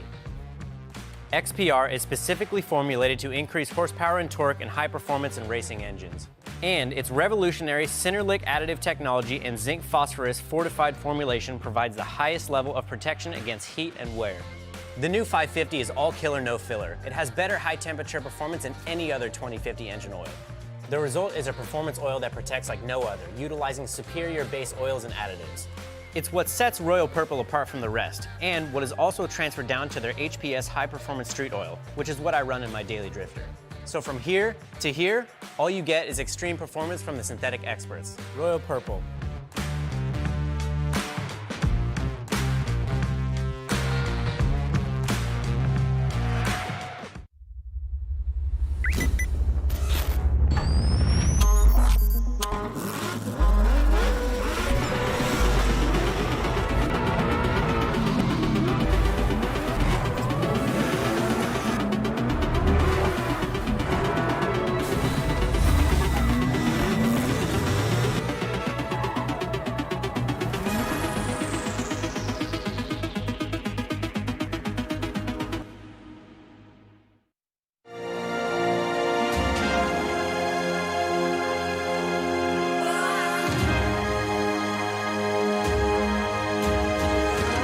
Honestly, I think the Achilles 123S is the best tire for drifting.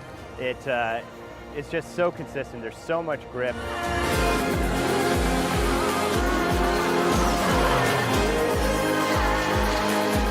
I love being on Achilles. It is incredible. The tire is incredible. It's the best tire that I've ever used. Tons of grip. It's just so consistent, precise, very predictable. Having a tire that's consistent all the way through from when it's cold to when it's roasting hot is very important. I really wouldn't want to be on any other tire.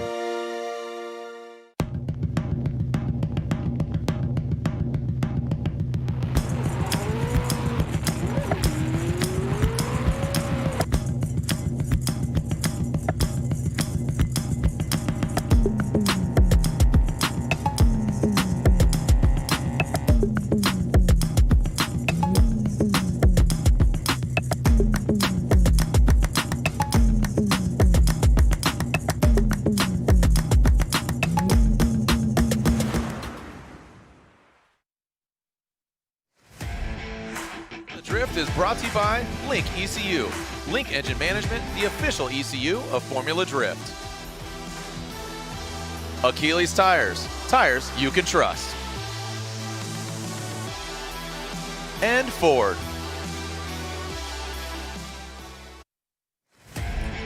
Welcome back to Irwindale Speedway, the iconic track. No fans, but guess what? We got them digitally. You're watching at home. Type S title fight at Irwindale, California. I'm Jared Deenda, the voice of Formula Drift. My co-host Ryan Sage, vice president, co-founder, and our homegirl on the ground, Lorette Nickel, giving us all the insight on what's going on. Irwindale never ceases to amaze me and all the FD fans just over the years, how it comes down to the championship coming into this round. I mean, this is, as we said, this is our Monaco, this is our Talladega, this is our Jaws, this is, I don't know, this is Thunderdome, baby. So thanks for joining us here. Third place battle is here, and it is all RTR, ready to rock and ready to rowdy. Vaughn Gittin Jr., Chelsea Denofa. Warming up, there's Nitto Tires, and our finals will be Frederick Osbo and Michael Essa. Again, mathematically, unofficially, Frederick Osbo will move into third place. We, as Ryan said right before the break, we talked about the RTR battle coming to fruition. We were supposed to see it in Seattle. We were supposed to see it prior to that, and now here it is once again. Come on, boys, keep it clean and throw it against the, not the wall. All right, what do you guys think of the Mustang bros here? We got Paco. Go ahead and keep it going. Let's get a wave going. Put your hands up. Put your hands where my eyes can see. There we go. Get a wave going. There you go. Hey, this guy is losing his arm. Look at that, he's a magic man. I like the dog in the right-hand corner. Yeah, the dog's getting, that looks like your dog a little bit, right? Little. All right, we got Zaquan. I like Brent Haycraft and them. They got a nice little setup here. And Formula Derp still in the building. Thanks for joining us, John. And yeah, look at that, AEM. Thank you so much. I'm gonna say it right now. My arms are hurting, guys. Holy shit. Yeah, dude, you got to do the arm workouts, guys. Come on now, here we go. All right, Osbo sitting not so pretty, but still the prettiest as that stone rock jawline there, and the Toyota Supra. Battered and bruised, getting strapped together. And again, Pro here on Friday, Pro 2 tomorrow, and then Pro again on Sunday as Vaughn Gittin Jr. getting prepped, ready to rip. It'll be Vaughn Gittin Jr. leading, Chelsea Denofa in the chase position. Who's getting third place? How are the points going to shape up? Let's find out. What's the Vegas odds on a full pull? Low. You think low? Yeah. Come on. Higher tiered vibes? Yeah. You want a clean run? Here we go. I don't know. These guys, they know to throw down, but they got to race on Sunday again. They got to run. Here we go. All right, so keeping it high. There's Vaughn getting your tapping. There goes Chelsea. He's following him up. Like I told you, their bumper budget into that outside zone. They are throwing a brick on it. Chelsea was talking about hard. Oh, doctor, look at this. Chelsea making his presence felt. Yeah, all RTR, ready to rip. Solid. Come on, put your hands up, fans. What I'm talking about. That time, Vaughn went into the wall and made a bigger correction in the lead. That was one of the bigger differences. He did go into the wall against Osbo and made a great save. This time, watch the front wheels. It's going to be a bit more of a correction. See right there?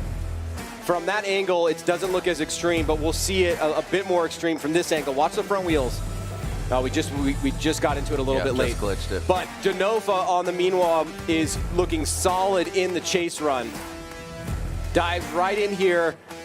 Now, I love this flick back around. Super pressure on Vaughn Gittin Jr. And then whip right here. Massive angle right to the back bumper of Gittin. And Gittin right there on that outside zone is running a perfect line, which allows that to happen. Yeah, that chase transition right there was gangster. Yeah, like you said, that awesome. whip. We see that from Pollock. We see that from, Chelsea Denofa, obviously. We see it from a few drivers, and I think our fans are loving it. So, yeah, great transition there from Chelsea Denofa. Let's see, again, lead versus lead, chase versus chase. What's going to go down now? Chelsea gets the clean air out front. Can Vaughn Gittin Jr. mimic or better that chase run? All right, making sure the track is clean. Let's take a look here. Ryan, this is from the air. Like you said, Vaughn Gittin Jr., see him tapping the brakes. Yeah, right there. What I want to see from the roof camera is just how much the front wheels moved. I think, to me, it seemed a lot more significant than against Frederick Osbo. And, you know, that may come into play depending on what happens on this second run. But Denofa was, you know, in it the whole way. Gittin was pretty solid outside of that, of tapping the wall. But you'd love to see mistakes that are aggressive. And, you know, that's the one thing that's going for him here is that he made that mistake and he got back into it and had a solid lead run the rest of the way. Okay, so here you go. Let's take a look at the front wheels. Yeah, actually from the roof cam, if we could, it seems you get a better perspective there.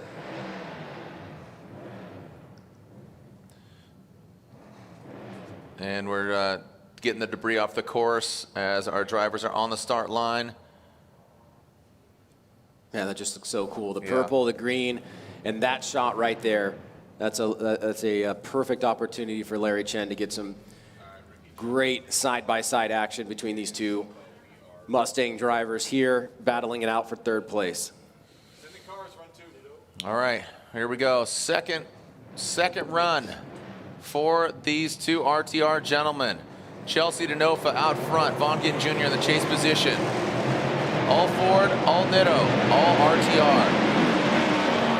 Chelsea Denofa initiates high in the bank. Look at that, Vaughn Gittin Jr. gets lost in the smoke. Vaughn goes into the wall, and there we go. I told you it was going to be low. Keep an eye on Chelsea. And yeah, Chelsea does need to complete the entirety of this run. He does have the lead run. So if he was in the chase, he wouldn't need to complete it, but Chelsea needs to finish this out in order to get this victory and a third place finish. Well, let's go back to Vaughn because that was actually a pretty hard hit. Yeah.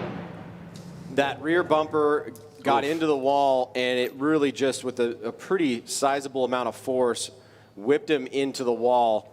And I have to imagine there's some damage there, but physically that is actually pretty scary. That was one of those quick ones that really whips you, and you can see him down here.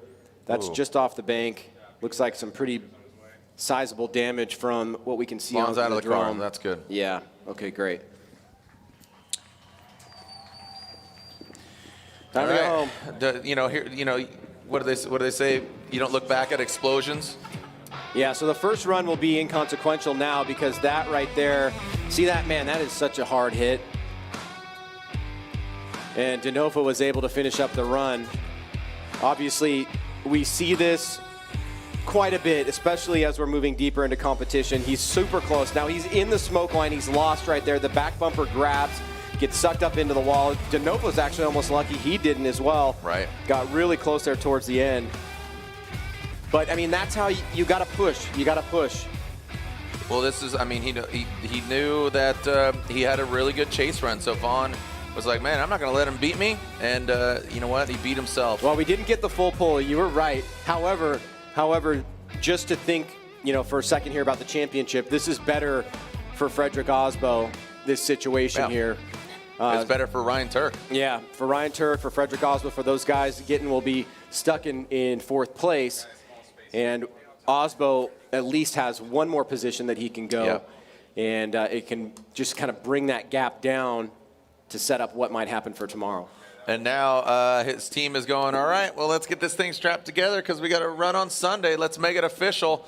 Slide him left for Vaughn Gittin Jr. or right for Chelsea Denofa. All right, Chris, Brian, and Ryan all side for Chelsea Denofa. Denofa is third place here at round 7 as let's go down to Lorette Nickel, who's with Frederick Osbo. Thank you, Jared. Frederick, we were talking about outside zone 1 and how treacherous it actually is. There's a lot of grip down below, but there's the tire marbles where the judges want you to be. So how do you toe that line between success and failure? Oh my goodness, it's one of the hardest things we do as drivers. And like you said, it's almost like an edge where if you fall off, you'll be right in the wall or tapping the wall. If you don't make it up to that edge, it'll pull you back down. So it's a balancing act. And, you know, as the night progresses and going against some of these faster guys like JR, we're obviously dialing in more grip in the car, and that makes it really hard to stay up there. So we're just giving it everything we got right now. Yeah. You said that yesterday during practice you were struggling a little bit trying to find the right setup. Are you dialed in now? More and more so. I mean, you got to remember, this is still a brand new car, and I'm digging it more and more and more. And, you know, the job's not done yet. We'll be seeing my good friend Michael S. in the finals. And, you know, let's see if we can hold it together for one more battle. Definitely trying to do my best to contain the excitement right now. Yeah, absolutely. Now, how do you do that? Because when you're going to face a former champion, as are you yourself, how do you keep those butterflies at bay? Couple Valium and no, yeah, it's hard. And that's where I've been trying to basically learn the inner workings of my head. Like, what do I need to stay calm? And for me, it's just to be around the boys and you know, Sean and Mario and Aldo and of course Matt. They're doing their best to try to keep me calm. And you know, it's all a community effort over here. Can they read your face? Can they see when you start to get more stressed out?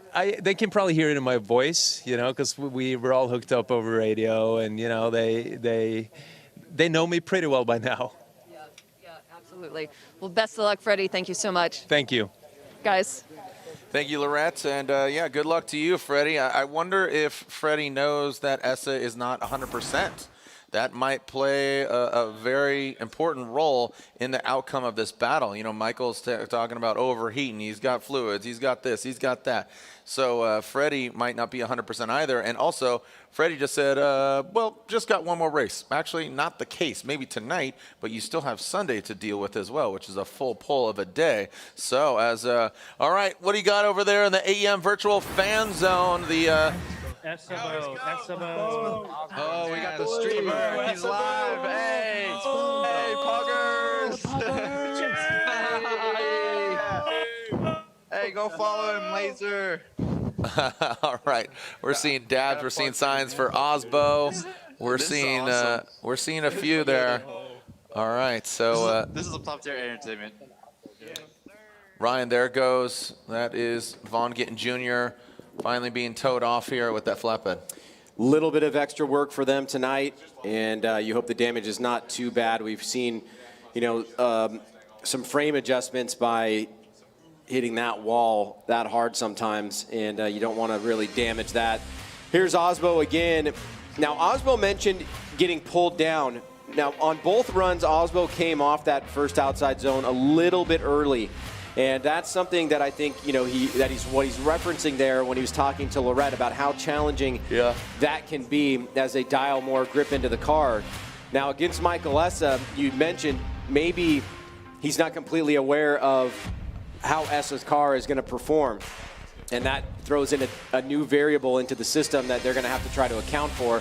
Now, Osbo will be taking the lead first, so the pressure is not so much on him, at least out of the gate.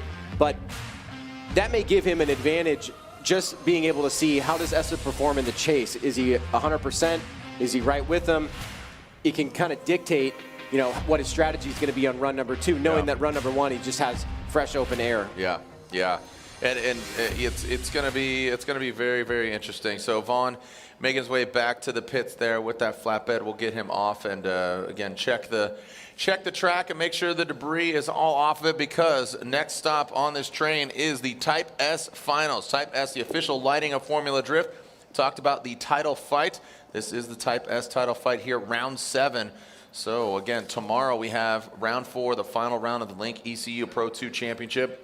That is going down tomorrow. So it looks like our drivers will be heading towards the burnout box. We're talking about Michael Essa, Frederick Osbo. There's Essa and his FCP Euro Achilles tire Liqui Moly BMW. And Osbo will be heading over there as well. Warm up those tires. Let's go, fellas. One more battle left here tonight, and plenty of tires to burn here this weekend. Hashtag FDIRW. Be sure to tag us, let us know what's going on. And waiting for Essa to warm up the tires, and Osbo still over in the pits. Make sure he can get on over there. We had to do an interview, so. Okay. And, yep, just going to make his way over there. And, yeah. Ryan, overall, I mean, on paper, Von Gittin Jr. was the guy to beat.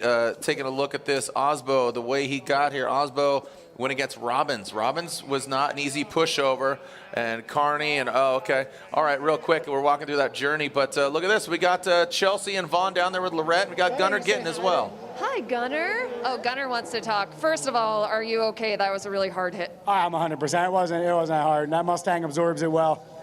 Yeah. What happened? No, I just knew Chelsea was all over me. I mean, I literally felt him in my car the whole run, and I knew what I had to do to win, and it was do the same to him and hope he push him into a mistake. And I was just a little bit deep on the bank, and I touched, and I just stayed in it. And I was just like, drive off the bank. And sure enough, it did not want to drive off. It just nosed up, and I knew it was over, so I just shut it down, and that was that. Well, Gunnar is sure happy to see you. Hi, buddy. And from your perspective, what did you see? Yeah, in his lead run, he got a little deep in the middle of the bank, probably similar in the chase. I didn't see that part, but he had a little bobble and a correction, but he gave me the best lead run to chase ever, so I was just dialed on his door. I don't think there was a gap more than 5 feet most of the lap. It was perfect. I was saying it's almost like cheating chasing the same car, and we have similar driving styles, so I know when he gets in the gas, the car is going to do the same thing when I get in the gas. And I was just bummed I didn't get to have the chase. We're really good at this, where like one of us doesn't get a second run. So, feels like Seattle all over. Yeah, it's a couple different runs we've had for sure. It's just what it is as sport, and driving against a competitor like Chelsea, and even Osbo tonight, like you just got to go in, and like if you don't, you're losing. So what's the risk? A little damage. At this point, are you thinking about the championship points? Nah, we're going to show up tomorrow and do the same thing again, minus the crashes, and see where it stacks up. I feel really good. I'm really proud of my team. I'm really proud of Chelsea, and we know what we've got. We've had more practice than everybody else out here, especially the guys that are in a championship chase. So I feel good. And I'm going to go home, rest, have a fun day with the family, go on a hike tomorrow, and reset and get ready to rock on Sunday. Right, Gunnar? Yep. He's picking a winner. Good job, buddy. Chelsea, congratulations. Thanks. Third place. You must be happy with the effect. Oh, sorry. Actually, we got to go. Okay. Thank you, guys. Appreciate your time. Guys, back to you. We got some action to talk about. We're talking about the finals here. Frederick Osbo, Michael Essa. Yes, congratulations to Chelsea to know if he gets third place. Let's send it here for the final battle of round 7. The Type S title fight. Here we go. So again, a very steamy Michael Essa, but Frederick Osbo is going to try to throw it down here. Can Essa hang with Osbo not being 100% as he told Lorette Nickel right now? Seems to be doing so, not as high as Osbo. Now past that front clip, wow, blazing into that second outside zone. There goes Osbo, rocking the camera into that front clip. Nice job, well executed. Osbo dialing it in, and you can see Essa. He's overshooting, he's kicking back a little bit there. Looks strong on the front end, but now look at this. Woo! Yeah, it looks like Essa's car has maybe 95% of what Osbo's car has right now in terms of grip on the track. Osbo gets a good jump. We were wondering how Essa and his vehicle would perform. We know that he's got the driving skill. Does he have the car right now with everything that he's dealing with to hang with Osbo? Notice Osbo this time stays deeper into outside zone 1, and he's higher on the bank. So this time he made an awesome correction in his lead run. He gave something for Michael Essa to work with, but Essa was not fully engaged, didn't have the speed to deal with Frederick Osbo in some of these critical parts of the course. And you can see the gap right there coming into inside clip number 2. Essa pushes a little bit wide as he tries to gain back a little bit of ground from Frederick Osbo. But so far, Frederick Osbo is literally and figuratively in the driver's seat here against Michael Essa. We'll switch things up. Michael Essa will now go to the lead. Frederick Osbo will chase him down. Oh, how we doing there? Yo, look at y'all tuning in. Let's go. Put your hands up. Put your hands where my eyes can see. There we go. So you talk about driver's seat, Ryan, but Von Gittin Jr., regardless of the outcome of Frederick Osbo, will be in the driver's seat as far as the championship. Here we go. Let's send it. Formula Drift, Irwindale. Michael Essa, FCP Euro, Liquid Moly, Achilles Tire, BMW in that lead position. Osbo gives himself a little bit of room here. Doesn't know exactly. Oh, flirting with disaster. But look at Essa hanging tough. Nice and high was Essa. Here comes Osbo in that second outside zone. Essa going to leave it all out on the track. Again, that thing is smoking. Coming down into that last outside zone. And there's Essa and Osbo. Like I said, Ryan, even if Osbo gets the win, Von Gittin Jr. still has the points lead. Wow. Man, great lead run by Michael Essa, especially on the big bank. He pushed a little bit wide from inside clip number 2, but check out this big bank job here by Michael Essa. Starts on a midline and starts working his way up. Nice angle here, fills that zone completely. Osbo pushing the pace, does a great job on proximity. He's a tiny bit lower, but it's so hard to do that for these guys, especially at that really dangerous, critical part of the track where we just saw Vaughn go into the wall. Essa once again into the second outside zone, fills it nicely, great angle here. And as he pushes out to outside zone 3, he pushes a little bit wide, and that causes him to get into the zone just a tiny bit late, but he makes it look great. Osbo, meanwhile, pretty much maintained consistent proximity. He surged a couple times. Looks like the arrow is pointing in his direction, but we will find out from the judges who's going to get the win here tonight. A very valiant effort by both drivers, and especially with Michael Essa, from everything that his team had to deal with, just hearing some of the challenges, trying to keep the car cool, and some of the problems that he was able to fix up so that he could have this great run here in the finals with Frederick Osbo. Wow, so a grip. All right, the judges do have a winner. The judges do have a winner here at round 7 of the Formula Drift Pro Championship.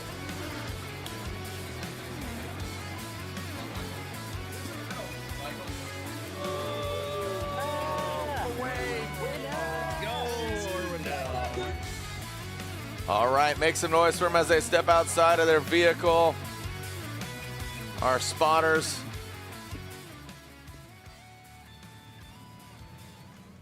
All right. All right, again, we do have a winner, and there are our 3 vehicles out there. A great effort by all the drivers. And remember, tomorrow, round 4 of the Link Engine Management Pro 2 Championship, Jonathan Hurst is currently leading the pack. And there you go. 3rd place here at round 7 of the Formula Drift Pro Championship. 3rd place goes to the BC Racing Nitto Tires Ford Performance Mustang RTR Spec 5D. Make some noise for Chelsea Denofa. The crowd is just electric right now. You can hear yourself sneeze over it. Yeah, it's crazy. Here we go. Yeah, make a wave, invisible wave. And your winner here at round 7. As they get outside of their vehicle, 2 fierce competitors, 2 former champs. One still in contention. And again, regardless of the outcome, Von Gittin Jr. still leads the points chase.